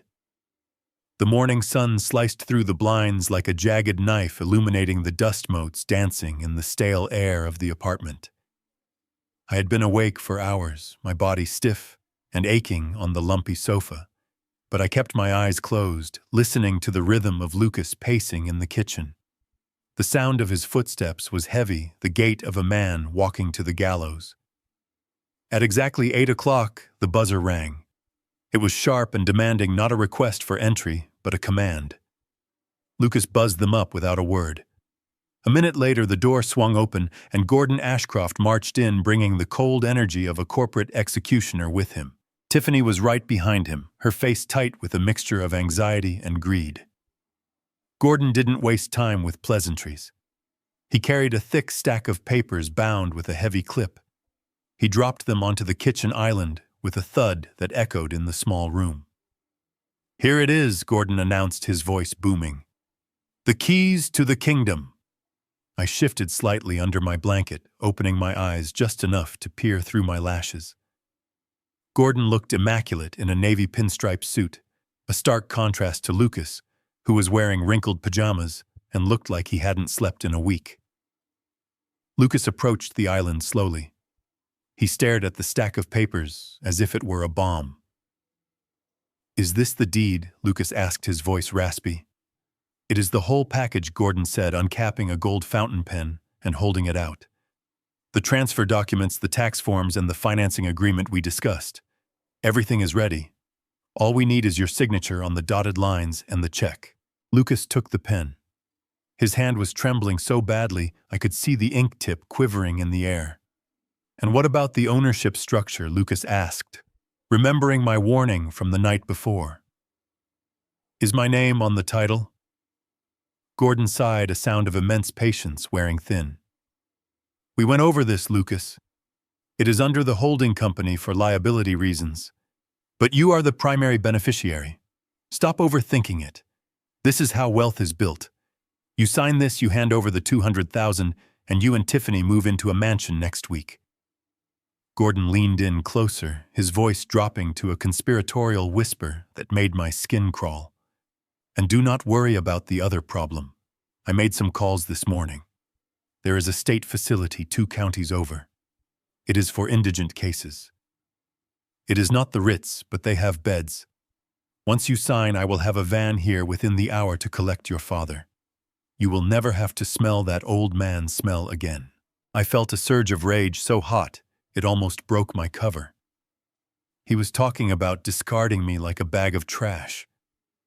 I watched my son. Lucas looked from the papers to the pen, and then he slowly turned his head to look at me. I held my breath. I couldn't signal him. I couldn't speak.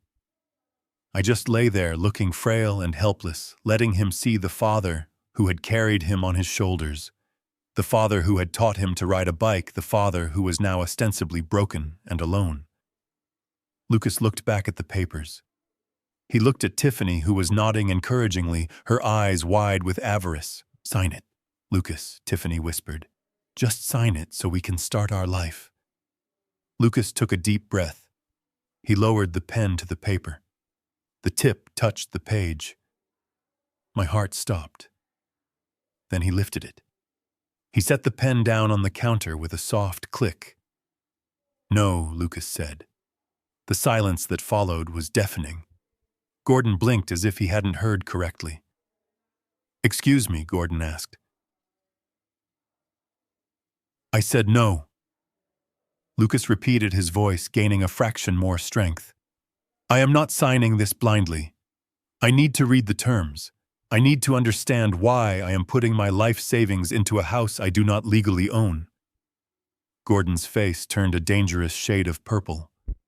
"You do not trust me," he demanded. "I am offering you a gift worth millions, and you want to read the fine print." It is not just the papers, Lucas said, turning to look fully at me on the couch. It is my dad. You said you would send him to a state facility. Yes, Gordon snapped. So you can be free. I promised him. Lucas said, his voice shaking but resolute. When Mom died, I promised I would take care of him. I am not putting him in a van. I am not sending him to some warehouse to die alone. He stays here. Tiffany let out a screech that sounded like a banshee. She grabbed a ceramic vase from the counter, a wedding gift from one of her friends, and hurled it at the wall. It shattered into 1,000 pieces, shards of pottery raining down on the floor. Are you insane? She screamed, her face twisting into something ugly and unrecognizable. You are choosing him. You are choosing that useless, drooling old man over me. Lucas flinched at the violence, but he didn't back down. He is my father, Tiffany. He is a burden, she yelled, grabbing a stack of magazines and throwing them across the room. He is a broke, pathetic anchor around our necks. Look at this apartment. Lucas, it is tiny. It smells. I deserve better than this. I deserve Lake Forest. I deserve to be happy. She marched up to him, getting right in his face, her finger jabbing into his chest. You have a choice to make right now, Lucas Caldwell. Option 1 is you sign those papers, we get the house, and we live the life I was promised. Option 2 is you stay here and hug that old man in his rags, and I walk out that door and never come back. I watched my son. He looked like he was being physically beaten. He loved her. God help him, he truly loved her. But the cruelty on display was undeniable. The mask had slipped completely. Tiffany. Please, Lucas pleaded. Can we just talk about this? We can get the house, but maybe my dad can come with us. There's plenty of room, no. Gordon roared, slamming his hand onto the counter.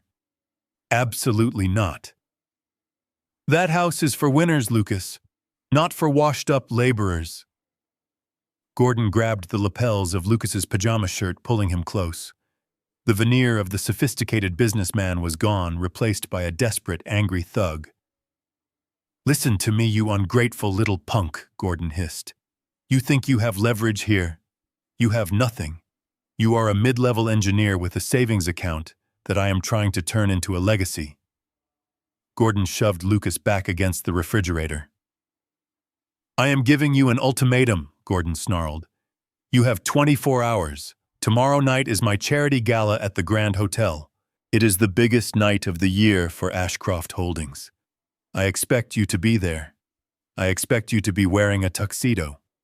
And I expect you to hand me these papers signed, notarized, with that check clipped to the front. Gordon picked up the papers and shoved them into Lucas's chest. If you are not there or if you show up empty-handed, the deal is off. I will withdraw the offer on the house. I will tell everyone in this town that you are an incompetent fool who wasted his family's generosity. He turned to Tiffany, who was panting with rage. Come on, Tiffany. Let him rot here with his daddy for a day. Let him see what poverty really tastes like. Tiffany looked at Lucas one last time. There was no love in her eyes, only cold calculation. Do not bother calling me unless you have signed, she spat. She turned on her heel and followed her father out the door. They slammed it so hard, the plaster around the frame cracked. The apartment fell into a heavy, ringing silence. Lucas stood against the refrigerator, clutching the papers to his chest, tears streaming down his face. He slid down the appliance until he was sitting on the floor, burying his face in his hands. I closed my eyes, my heart breaking for him. But beneath the pain there was a fierce, burning pride. He hadn't signed. He had chosen me. He had chosen loyalty over greed. He didn't know it yet, but he had just passed the most important test of his life. And tomorrow night at that gala, I was going to make sure he got the reward he deserved. Not the house of cards Gordon was offering, but the kingdom I had built. I lay there listening to him weep, and I made a silent vow. Gordon Ashcroft wanted a show at his gala. Well, I was going to give him one. I was going to bring the whole curtain down on his head. The 24-hour clock had started, and I was ready to stop time. The silence in the apartment was heavy, broken only by the jagged sound of Lucas trying to catch his breath. He sat on the linoleum floor with his back against the refrigerator, his head buried in his hands, looking like a man who had watched his entire world burn to ash. I lay on the sofa for a moment longer, listening to his pain, letting the rage inside me harden into cold, sharp steel.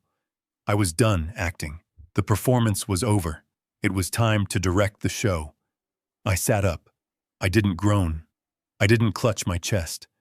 I sat up with the fluid, commanding motion of a man who had built an empire with his bare hands. I swung my legs over the edge of the couch and planted my boots firmly on the floor. "Lucas," I said. My voice wasn't the raspy whisper of a dying old man anymore. It was deep, resonant, and steady. It was the voice that had negotiated multi-million-dollar contracts and stared down union strikes. Lucas stopped crying. He lifted his head slowly, his eyes red and swollen, blinking through his tears as he looked at me. He looked confused, as if he were hallucinating. "Dad," he stammered, sniffing loudly. "You need to lie down. You are sick. The doctor said you shouldn't move." "I am not sick, son," I said, standing up to my full height. I rolled my shoulders back, shedding the hunch I had adopted for days. I walked across the room, my steps heavy and sure. I went to the sink, poured a glass of water, and drank it in one long swallow. Lucas scrambled to his feet, wiping his face with his sleeve, looking terrified. "Dad, what is happening? Are you delirious? Please sit down." I turned to face him. I looked him dead in the eye, holding his gaze until he stopped fidgeting. "I am not delirious, Lucas. I am awake. And it is time you woke up too." He stared at me, his mouth opening and closing. He didn't recognize me. He was looking for the frail pensioner who counted pennies, but instead, he was seeing a stranger wearing his father's face. "I don't understand," he whispered. "You don't have to understand right now," I said. "You just have to answer one question. Do you trust me?" He hesitated. I could see his mind racing, trying to reconcile the father he thought he knew with the man standing in his kitchen. "Of course I trust you," he said. "You are my dad." "Good," I said. "Then stop crying. We have work to do." I reached into my pocket and pulled out my phone. It wasn't the old flip phone I used for show. It was a modern smartphone I kept hidden in my jacket lining. I unlocked it and dialed Catherine Ross. Lucas watched me, his brow furrowed. "Who are you calling Dad? We cannot afford a lawyer. Gordon said he would ruin me." I held up a hand to silence him. Catherine picked up on the first ring. "Report," I said. Lucas flinched at the tone. He had never heard me speak like that. It was the tone of a general issuing orders. Bernie Catherine's voice came through clear and sharp. "I have the full breakdown. The debt structure is even more fragile than we thought. The $15 million with Chicago merchants is callable. He missed a covenant payment last week. The bank is just waiting to pull the trigger. As for the private loans, they are scattered among 3 different investment groups. They are high-risk, high-yield notes." "Can we acquire them?" I asked. Lucas stepped closer, his confusion deepening. "Dad, who is that? What are you talking about?" Catherine continued, ignoring the background noise. "Yes, the bank would be happy to offload the risk. They know Ashcroft is sinking. If we offer to buy the debt at face value, they will hand over the papers with a bow on top. The private lenders will be harder, but everyone has a price. If we offer immediate liquidity, they will sell." "I want it all." "Cat," I said, my eyes fixed on Lucas's stunned face. "I want to become the sole creditor for Ashcroft Holdings. I want every mortgage, every lien, every promissory note transferred to my control." "Dad," Lucas whispered, grabbing my arm. "Stop. You are sounding crazy." "Creditor notes. You have $500 in the bank. You are going to get us in trouble." I gently removed his hand from my arm. "Buy the debt," I told Catherine. "Start with the bank loan. Wire the funds immediately. I want the transfer confirmation in my inbox by 6 p.m. tonight." There was a pause on the line. I could hear the clicking of a keyboard. Bernie Catherine said, her voice dropping to a professional caution. "We are talking about a significant outlay of capital. The bank debt is $15 million. To buy out the private lenders quickly, we will have to face a premium. We are looking at $18 million cash out the door today. Are you sure you want to tie up that much liquidity in a vengeance play?" Lucas looked like he was about to faint. He backed away from me, hitting the counter. $18 million, he mouthed, his eyes wide with horror. He thought I was having a psychotic break. He thought the stress had finally snapped my mind. I looked around the tiny apartment. I looked at the cracks in the ceiling. I looked at my son, a man who had been willing to sacrifice his life savings to keep a roof over my head, a man who had stood up to bullies to protect a father he thought was helpless. "It is not vengeance, Kat," I said softly. "It is a rescue mission." "But 18 million, Bernie," she pressed. "That is a lot of money for a lesson." I looked at Lucas. He was trembling, terrified for me, terrified for himself. He didn't care about the money. He cared about his dad. He thought I was losing my mind, and his first instinct wasn't to run, but to figure out how to help me. "Do it," I said, my voice hard as granite. "I don't care if it is 20 million. I don't care if it is 30. But Dad," Lucas cried out, tears spilling over again. "We don't have money. Please stop this." I ignored him for one more second. "Execute the purchase, Kat. I want to own Gordon Ashcroft by the time he puts on his tuxedo tonight." "Understood," she said. "I will initiate the wire transfers now. You will be the majority debt holder by sunset." I hung up the phone and slipped it back into my pocket. The silence returned, but this time it was electric. Lucas was staring at me as if I were an alien. "Dad," he whispered, his voice shaking. "What did you just do? Who was that? You don't have $18 million. You drive a 10-year-old truck. You eat tomato soup." I walked over to him. I put my hands on his shoulders. I didn't hunch. I didn't shake. I held him firm.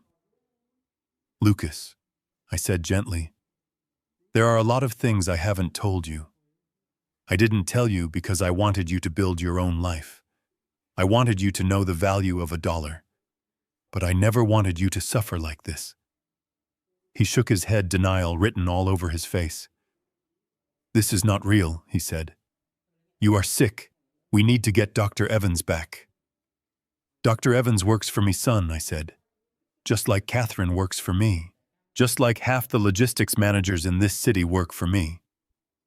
Lucas blinked, his breath hitching. "What, I am not poor, Lucas," I said. "I never have been. I built Caldwell Freight. I own the company. I own the building where we ate dinner last night." He pulled away from me, stumbling back. "That is impossible," he said. "I would know. You wear those old boots because they are comfortable," I said, "and because they remind me of where I started. But I am not helpless, and I am certainly not going to let Gordon Ashcroft destroy you." Lucas looked at me, searching for the lie, searching for the sign of dementia. But he didn't find it. He saw the clarity in my eyes. He saw the strength in my posture. The realization hit him like a physical blow. "You have $18 million, he asked, his voice barely audible. "I have a lot more than that," I said. "And as of 5 minutes from now, I effectively own your father-in-law." Lucas sank onto one of the kitchen chairs. He looked shell-shocked. "Why?" he asked. "Why did you pretend to see who they really were?" I said. "And to see who you really were. And son, you passed. You chose me when I had nothing to offer you but a burden. You protected me when you thought I was weak. That is worth more than any bank account." I knelt in front of him, forcing him to look at me. "Gordon thinks he is going to humiliate you tonight. He thinks he is going to force you to sign your life away. But he is wrong. Tonight, we are going to his gala. You are going to wear your best suit, and I am going to show him exactly what happens when you mess with my family." Lucas looked at me, a spark of hope igniting in his eyes. "You bought his debt," he asked, the concept finally sinking in. "I bought his life," I corrected him. "And tonight I am going to foreclose." I stood up and offered him my hand. "Come on, son. Wash your face, we have a party to crash." And frankly, $18 million is cheap compared to the look on Gordon's face when he realizes he works for me now. It is a bargain. And it is cheaper than the value of my son. The drive to the Grand Hotel was quiet, a heavy silence hanging in the air of Lucas's sedan. I sat in the passenger seat wearing my best flannel shirt and the cleanest pair of work pants I owned, which wasn't saying much compared to the tuxedos we were about to see.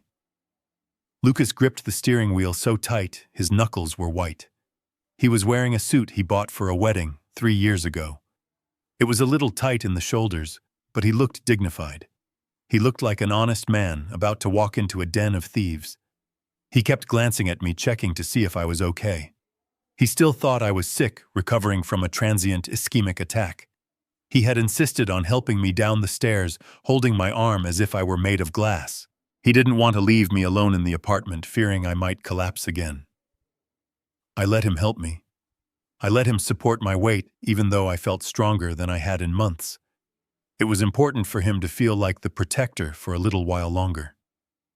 We pulled up to the valet circle at the Grand Hotel. It was a parade of excess. Bentleys, Rolls-Royces, and Porsches lined the driveway. When Lucas pulled his 5-year-old sedan up to the curb, the valet looked at us like we had taken a wrong turn on the way to the grocery store.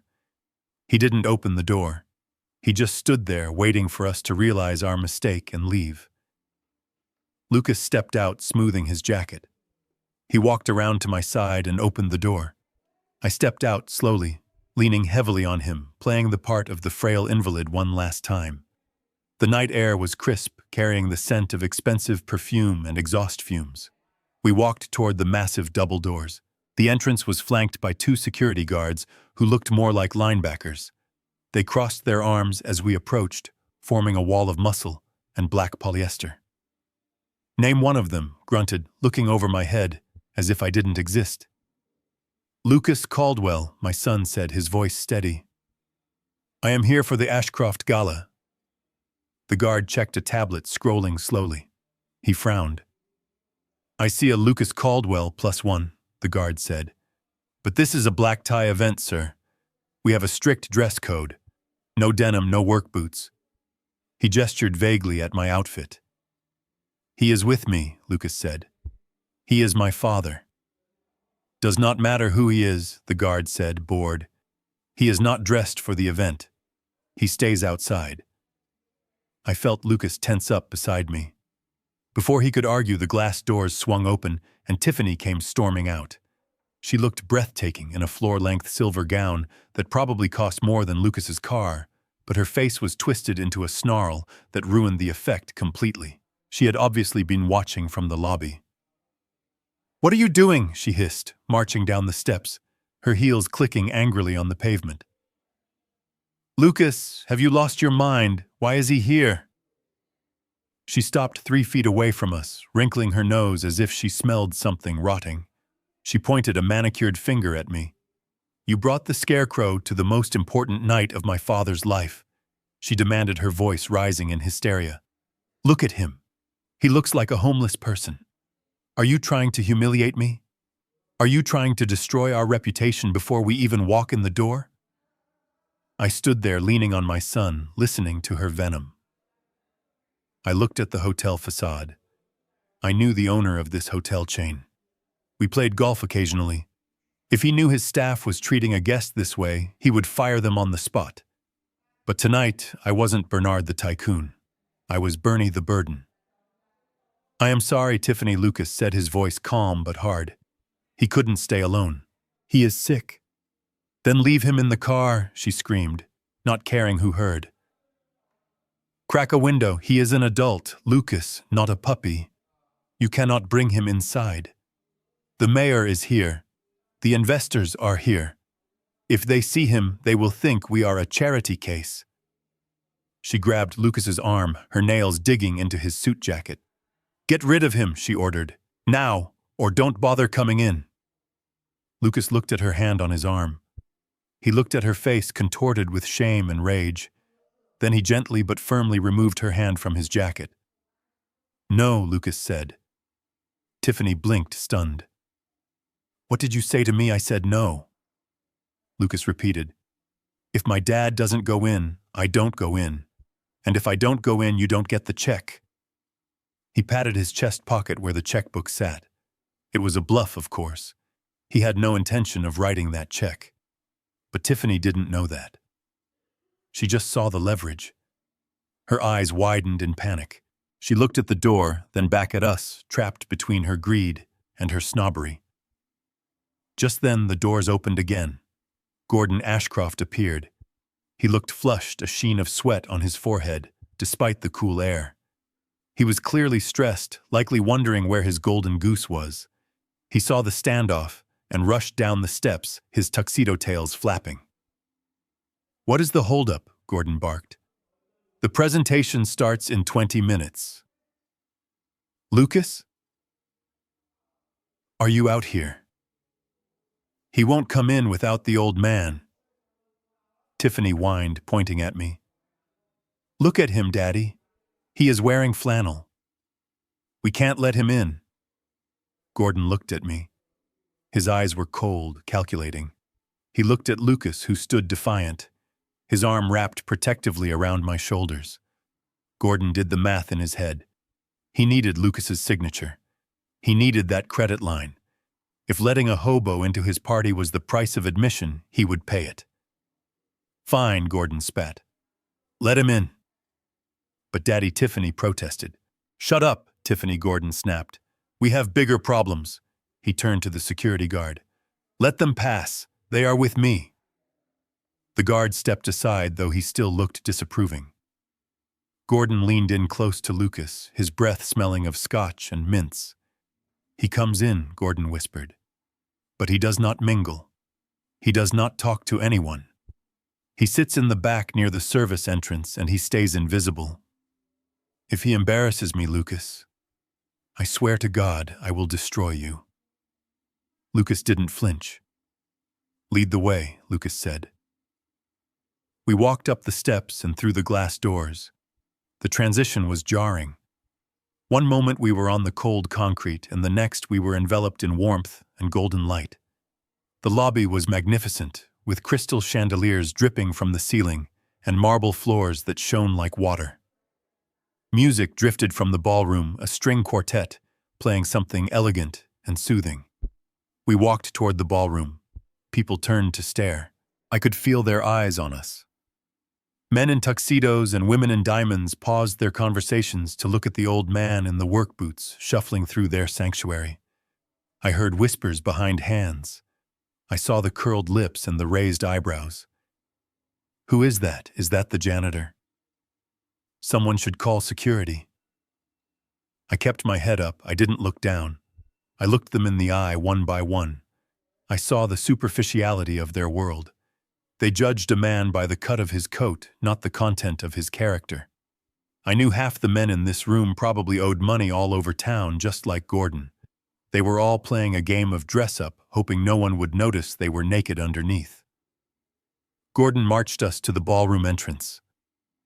It was a cavernous space filled with round tables covered in white linens and floral centerpieces that probably cost more than my first car.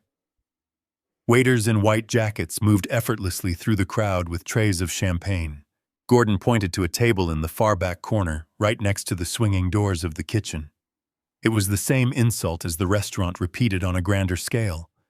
It was the table for the outcasts, the people who needed to be present, but not seen. Sit there, Gordon ordered, and stay there. Lucas, you come with me to the front. We need to introduce you to the bankers. I will sit with my dad. Until the presentation starts, Lucas said, guiding me to the table. Gordon looked like he was about to explode, but he checked his watch and swallowed his rage. 5 minutes, Gordon hissed. Then you get your ass to the head table. Bring the checkbook. Gordon and Tiffany swept away, disappearing into the crowd of admirers and sycophants. Lucas pulled out a chair for me. "Are you okay, Dad?" he asked, ignoring the stares of the people at the nearby tables. "I am fine, son," I said, sitting down. "This is quite a party." "It is a circus," Lucas muttered, sitting next to me. "I just want to tell him no and get out of here. I don't want to be part of this." "You will," I said, patting his hand. "Just wait." A waiter approached our table. He was holding a tray of champagne flutes. He looked at me, then at Lucas. He didn't sneer. He didn't look away. He walked right up to the table and placed a glass of sparkling water in front of me along with a napkin. He leaned in slightly as he placed the napkin down. "Mr. Caldwell," he whispered, barely moving his lips. "The package is secure. We are ready on your signal." I looked up. It wasn't a waiter. It was Marcus, the head of my corporate security detail. He was wearing a white jacket and a bow tie, and he played the part perfectly, but I knew that under that jacket he was carrying a weapon and a communication earpiece. "Thank you, Marcus," I said softly. He nodded once, imperceptibly, and moved away into the crowd, blending in perfectly. "Who was that?" Lucas asked, frowning. "Did you know him?" I took a sip of the water. It was cool and crisp. I looked at the stage at the front of the room, where a podium stood bathed in spotlights. Behind it was a massive banner that read, "Ashcroft Holdings Building the Future." I looked at my son. The fear was gone from my chest, replaced by a cold, hard certainty. The chess pieces were on the board. The king was exposed, and I was about to make the move that would end the game. "Just a friend," I said to Lucas, a small smile playing on my lips.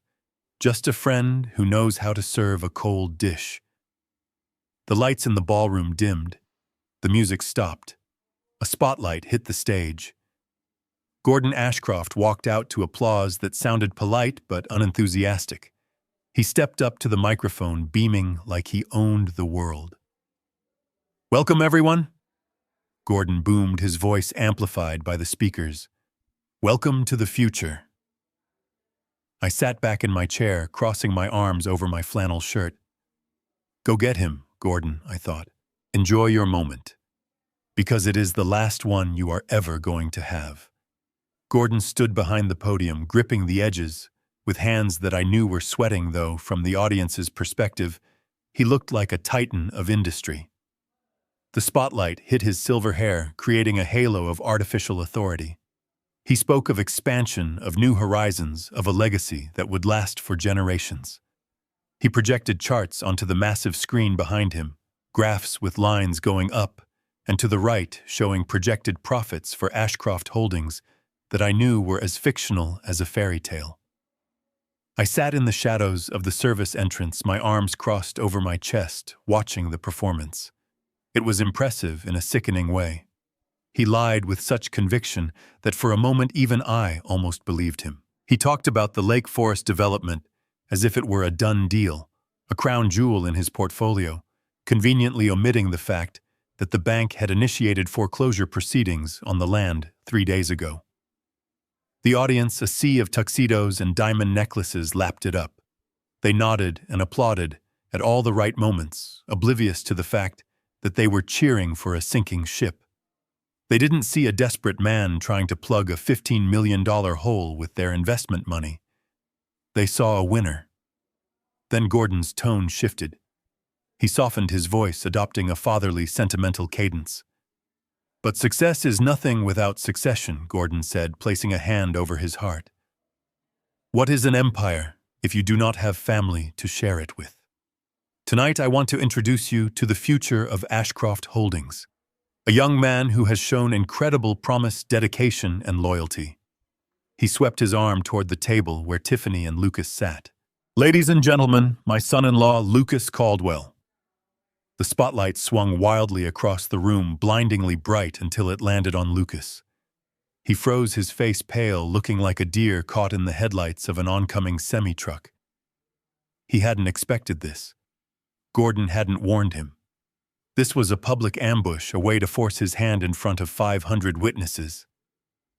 "Come up here, son," Gordon beckoned, smiling that predatory smile. "Join me." Tiffany nudged Lucas hard in the ribs. I saw her hiss something at him, her face contorted in a warning. Lucas stood up slowly, his legs looking unsteady. He buttoned his jacket with trembling fingers and began the long walk to the stage. The applause was polite, curious. Who was this nervous young man? What did he bring to the table? I watched my son walk up the stairs to the stage. He looked small next to Gordon. He looked trapped. Gordon wrapped a heavy arm around Lucas's shoulders, pulling him into a side hug that looked more like a headlock. "Lucas is bringing not just his talent, but his own capital to our newest venture," Gordon announced to the room. "He is putting his skin in the game. That is the kind of commitment we value here. He is signing on tonight as a managing partner for the Lake Forest project." There was a murmur of approval from the crowd. Gordon reached into his jacket pocket and pulled out a folded document and a gold pen. He placed them on the podium right in front of the microphone. "So, Lucas," Gordon said, his voice amplified so it boomed off the walls. "Why don't we make it official right here, right now? Show these fine people that you are ready to build the future." It was a masterstroke of manipulation. If Lucas refused to sign now, he would humiliate Gordon in front of his investors, his friends, and his creditors. He would destroy the family reputation. Tiffany was standing at the foot of the stage, clapping slowly, her eyes locked on Lucas, with a gaze that promised retribution if he hesitated. Lucas looked at the pen. He looked at the crowd, hundreds of expectant faces waiting for the show. He looked at Tiffany. He looked terrified. He reached out and took the microphone, his hand shaking so badly the feedback squealed for a second. Lucas stammered. "Speak up, son," Gordon urged, patting him on the back with a force that nearly knocked the wind out of him. "Tell them." I am honored," Lucas managed to say, though he looked like he was about to be sick. "I couldn't watch it anymore. I couldn't sit there in the dark and watch my son be bullied into signing his life away."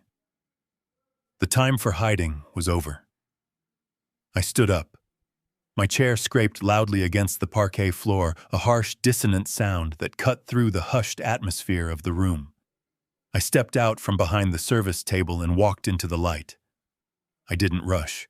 I walked with a slow, deliberate cadence, the heavy thud of my work boots echoing in the silence.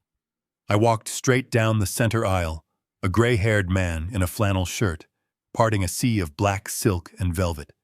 Heads turned. Whispers erupted like wildfire. "Who is that? Is that a worker? How did he get in here?" I ignored them. I kept my eyes fixed on the stage, fixed on Gordon Ashcroft. Gordon saw me. His smile faltered for a fraction of a second, his eyes widening in shock before he recovered his composure. He gripped the podium tighter, his knuckles turning white. He leaned into the microphone, letting out a chuckle that sounded nervous and shrill. "Well, folks," Gordon said, trying to turn the moment into a joke, "it seems we have a little situation. I believe the gardener has wandered in from the cold. He must be lost."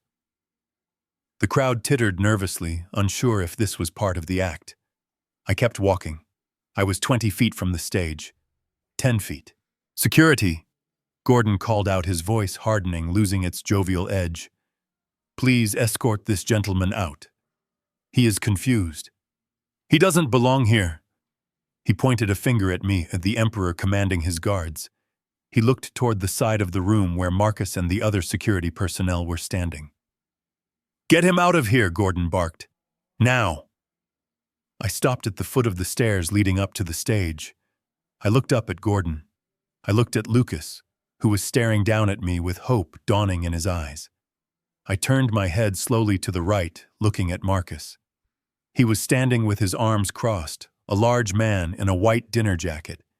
He looked at Gordon, then he looked at me, and he didn't move. None of them moved.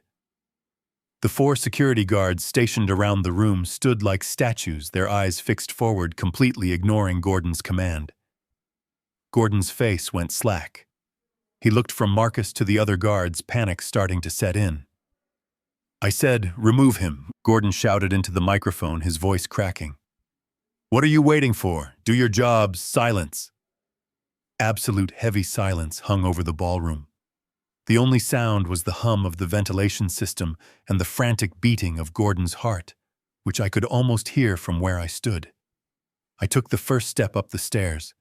My boot hit the wood with a solid thump. Gordon backed away from the podium, stumbling slightly. He looked at me as if I were a monster rising from the deep.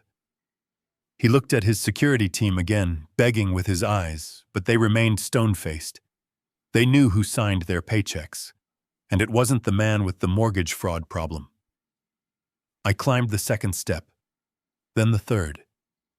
Lucas stepped forward to meet me. He didn't look scared anymore. He looked relieved. He reached out and took my hand, pulling me up the final step onto the stage. Gordon was trapped. He was standing between me and the exit, backed into a corner of his own making. The guests were murmuring louder now, sensing that the script had gone off the rails. I walked to the center of the stage. I stood next to my son. I looked at Gordon. Really looked at him, letting him see the clarity in my eyes, the strength in my spine. I let him see that the old, frail man he had tried to throw away was gone. I reached out and took the microphone from Lucas's hand. It felt heavy and cold, a weapon ready to fire. I turned to the crowd. 500 faces stared back at me, confused, expectant. "I am not the gardener," I said, my voice steady and calm, booming through the speakers. "And I am certainly not lost. But I think Mr. Ashcroft is about to find out exactly where he stands." Gordon stood frozen next to me, his hand hovering halfway to the microphone, as if he were afraid it might bite him. He looked at the crowd, then at the security guards who were still standing motionless along the walls, and finally back at me. His face was a map of confusion and rising panic. He tried to laugh again, but it came out as a dry, choking sound that died in his throat before it could reach the speakers. "You are making a scene," Bernie Gordon hissed at me, leaning in close so the microphone wouldn't pick up his desperation. "Get off this stage right now. I will give you $1,000 cash if you just walk away. Do not ruin this for me." I looked at him, feeling a wave of pity mixed with disgust. He still thought this was about a few $1,000s. He still thought he could buy me off with pocket change. I raised the microphone to my lips, my eyes scanning the room, making contact with the investors in the front row, who were now whispering furiously among themselves. "Mr. Ashcroft is right about one thing," I said, my voice projecting clearly to every corner of the ballroom. "My son Lucas is a man of integrity. He is a man who keeps his promises. And that is exactly why he will not be taking over your project, Gordon. Because there is no project." A gasp rippled through the room. Gordon lunged for me, trying to grab the microphone, but Lucas stepped between us. My son, who had been terrified of this man for years, put a hand on Gordon's chest and shoved him back. It wasn't a violent shove, but it was firm. It was a boundary line drawn in concrete. "Do not touch him." Lucas warned, his voice low and dangerous. Gordon stumbled back, his face turning purple. "Security!" Gordon screamed, his voice cracking. "Why are you just standing there? Arrest these people!" "That is an excellent idea, Gordon," a sharp female voice rang out from the back of the room.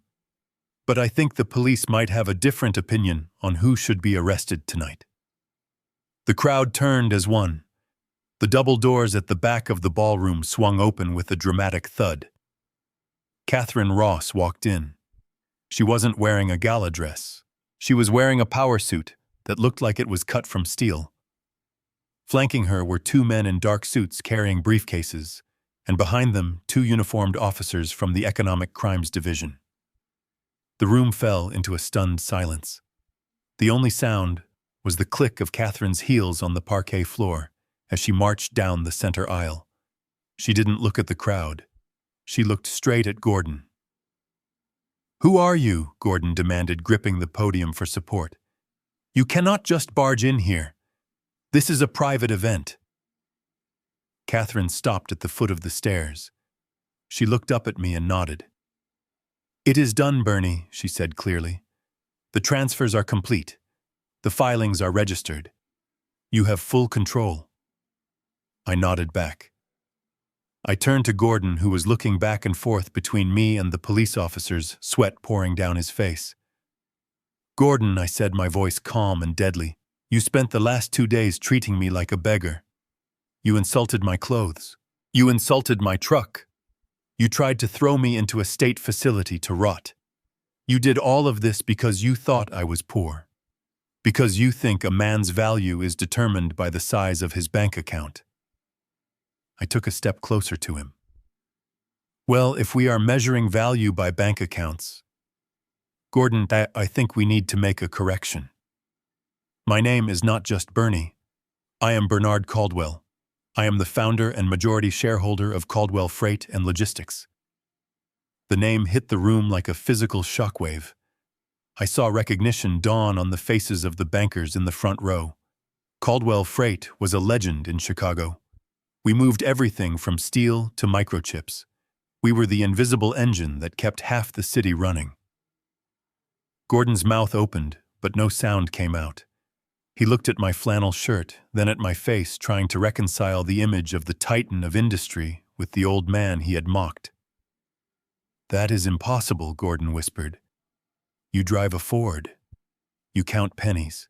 "I drive a Ford because I like it," I said. "And I count pennies because I know what they are worth. Unlike you, Gordon, you count debt and call it wealth." I reached into my back pocket, the one where I had kept my crumpled bills the night before. But this time I didn't pull out cash. I pulled out the thick leather folder Stephen had given me. I held it up for the room to see. At 5 o'clock this afternoon, my legal team finalized a transaction with the Chicago Merchants Bank, I announced. I purchased the entirety of the debt held by Ashcroft Holdings, every mortgage, every bridge loan, every lien. I turned to the private investors in the room, the men Gordon had been trying to woo. And at 5:30, I bought out the private notes from the venture capital groups you borrowed from to pay your gambling debts, Gordon. I own the paper on this building we are standing in. I own the paper on your house in Lake Forest. I own the paper on the car you drove here tonight." Gordon was shaking his head violently, backing away until he hit the back wall of the stage. "No," he whimpered. "No, that is not legal. You cannot do that." "It is perfectly legal," Catherine called out from the floor, holding up a file of her own. "And since Ashcroft Holdings is currently in default on 3 separate covenants, Mr. Caldwell has exercised his right, as the primary creditor, to call in the loans." Immediately, I threw the leather folder at Gordon's feet. It landed with a heavy slap, sliding across the polished wood until it hit his shiny tuxedo shoes. "You are standing on my stage, Gordon," I said, my voice booming. "You are drinking my wine. You are eating food paid for with money you borrowed from me. You are bankrupt." The word hung in the air, heavy and final. Bankrupt. The crowd erupted. It wasn't applause this time. It was a cacophony of gasps, shouts, and the sound of chairs scraping as people stood up to get a better look at the train wreck. Gordon looked down at the folder. He looked at the police officers waiting at the bottom of the stairs. His legs simply gave out. He slid down the wall, collapsing into a heap of black silk and despair, his face gray as ash. From the front table, I heard a sound like a sandbag hitting the floor. Patricia Ashcroft had fainted. She slumped sideways in her chair, her expensive fur coat sliding off her shoulders as she hit the carpet. Waiters rushed to fan her, but the damage was done. The facade of the perfect socialite was shattered. And then there was Tiffany. She was standing at the edge of the stage, her hands covering her mouth. She looked from her collapsed father to her unconscious mother, and then her eyes locked on me. But she wasn't looking at me with hatred anymore. She was looking at me with a terrifying, dawning realization. She looked at Lucas, the husband she had berated and belittled, the man she had threatened to leave if he didn't sign his life away. She realized that the old man she had called a leech was actually the host, and she was the parasite. She stood there, frozen, a statue of regret and terror, as the reality of her choices crashed down on her. She had bet everything on the appearance of wealth, and in doing so, she had lost the only real thing she ever had. I turned my back on them. I turned my back on Gordon, who was sobbing into his hands.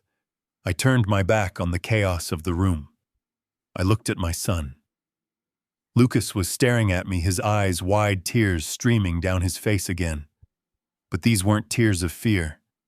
They were tears of shock, of relief, of a world tilting on its axis and finally landing right side up. I reached out and put my hand on his shoulder. "Contrai," I said softly, using the term of endearment I hadn't used since he was a boy. "I am sorry. I am so sorry I had to hide this from you. I never wanted to lie to you." Lucas shook his head, unable to speak. "But I needed you to see." I continued, my voice breaking slightly. "I needed you to see their true faces before you signed your name to their lies. I needed you to see that you are worth more than a signature on a loan document." Lucas looked past me at the wreckage of the Ashcroft family. He looked back at me, seeing the father who had raised him, the father who had saved him. "You bought the debt," Lucas whispered. "You did all this. For me, I would buy the moon for you, son," I said. "But I think for now we will settle for their dignity." I put my arm around him and guided him toward the stairs. "Come on, Lucas. Let us go. I believe the police have some questions for your father-in-law about credit fraud, and I would hate for us to be in the way." We walked down the stairs together, leaving the stage behind. The crowd parted for us this time. No one whispered. No one sneered. They looked at the old man in the flannel shirt and the young engineer in the cheap suit with awe. We walked past Tiffany, who was still frozen in place. She reached out a hand as Lucas passed her lips, forming his name, but he didn't even turn his head. He kept his eyes on me, and we walked out of the ballroom, leaving the ruins of the Ashcroft Empire in the rearview mirror. The heavy double doors of the ballroom swung shut behind us, muting the chaotic sounds of Gordon Ashcroft's downfall. The lobby of the Grand Hotel was quiet, a stark contrast to the scene we had just left. I walked side by side with my son, my boots thudding softly against the marble floor. Lucas held his head high, his posture straighter than I had ever seen it. He looked like a man who had just walked through fire and come out forged in steel. We were almost to the exit when the sound of frantic footsteps echoed behind us. It was the sharp, desperate clicking of high heels on stone. "Lucas, please wait." We stopped and turned. Tiffany was running toward us. Her mascara was running down her cheeks in black streaks, ruining her perfect makeup. Her silver gown was disheveled, the hem dragging on the floor. She looked wild, terrified, and pathetic. She didn't look like the ice queen who had thrown a vase at my head just 24 hours ago. She looked like a drowning woman reaching for a lifeline. She threw herself at Lucas, dropping to her knees right there in the middle of the lobby. She wrapped her arms around his legs, burying her face in his suit trousers. "Baby, please, you have to listen to me," she sobbed, her voice hysterical. "I didn't know. I swear to God I didn't know about the fraud. I didn't know Daddy was broke. He lied to me too. I am a victim here just like you." Lucas looked down at her. His face was unreadable. He didn't try to pull away immediately. He just watched her, observing her performance with a detachment that made me swell with pride. "I love you, Lucas," she wailed, tightening her grip. "We can fix this. We can start over. Just you and me. We don't need my parents. We don't need the house. I just want you. Please do not leave me here. They are arresting my mom. I have nowhere to go." I took a step back, giving my son the space to handle this. This was his moment. This was the final severing of the cord. Lucas reached down. For a second I thought he might comfort her, but he didn't. He grabbed her wrists and firmly with cold precision peeled her hands off his legs. He stepped back, putting distance between them. Tiffany stayed on her knees, looking up at him with wide, pleading eyes. "You do not love me, Tiffany," Lucas said. His voice was calm, devoid of the anger I expected. It was just factual. Cold. "I do," she cried. "I do." No, Lucas corrected her. "You love safety. You love status. And most of all, you love money. Yesterday, when you thought I was poor, you threatened to leave me. You told me I was holding you back. You threw things at my father and called him a burden. That was the stress talking," she pleaded. "I was scared." "You were cruel," Lucas said. "And now suddenly you love me again." "But nothing about me has changed, Tiffany. I am the same man I was yesterday. The only thing that has changed is whose name is on the checks." He gestured toward me. "You realize the money is real, but you made a mistake. The money is not mine. It belongs to my father. I am just the engineer you settled for." Tiffany looked at me, then back at Lucas, desperation clawing at her throat. "He will help us," she said, grasping at straws. "He is your dad. He won't let us starve. We are family." Lucas laughed. It was a short, bitter sound. "Family," he repeated. "You tried to put my family in a state facility so you could have a guest room. That is not family. That is a parasite." He reached into his jacket pocket and pulled out his phone. He tapped the screen a few times and then held it up. "I just texted my lawyer," Lucas said.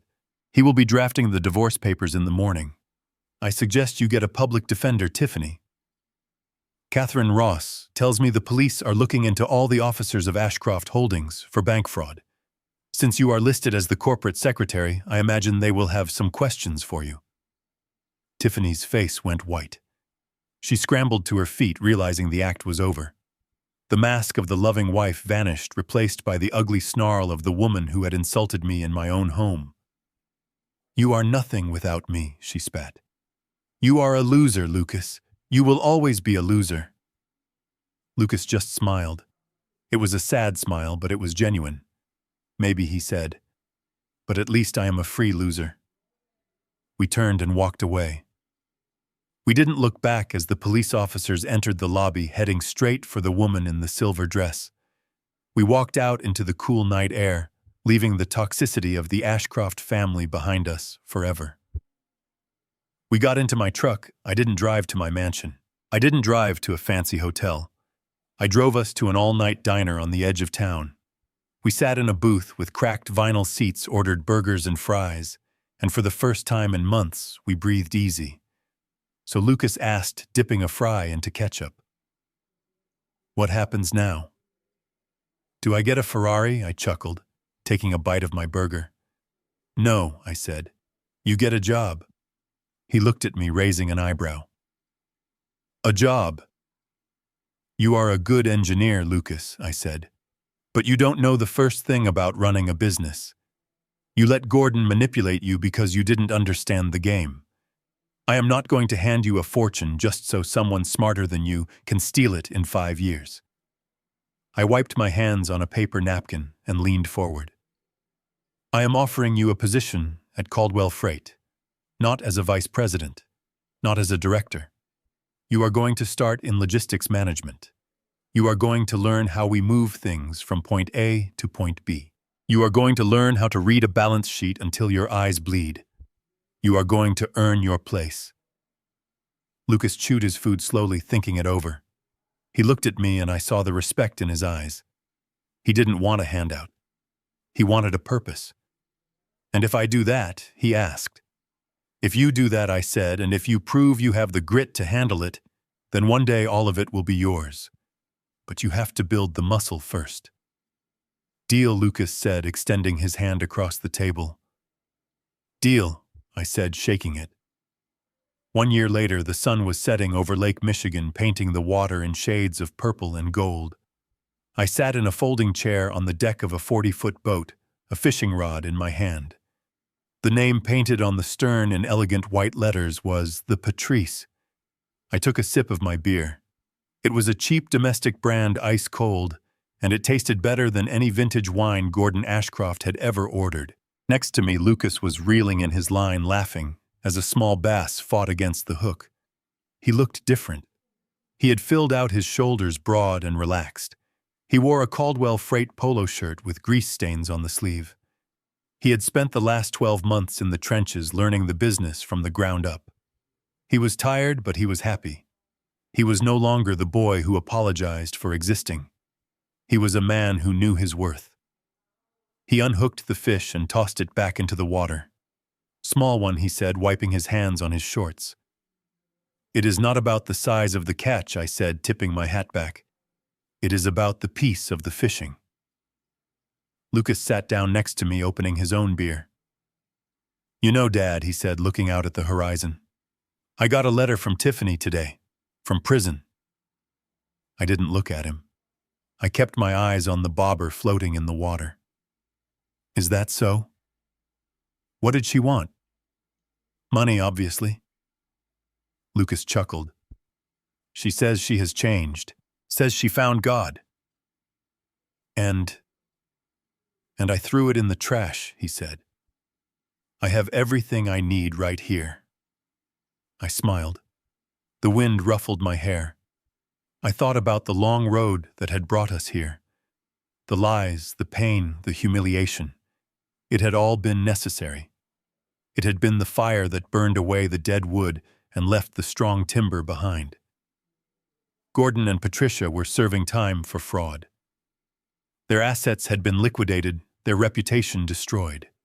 They had chased the appearance of wealth and lost their freedom. I had chased nothing but the truth, and I had found everything.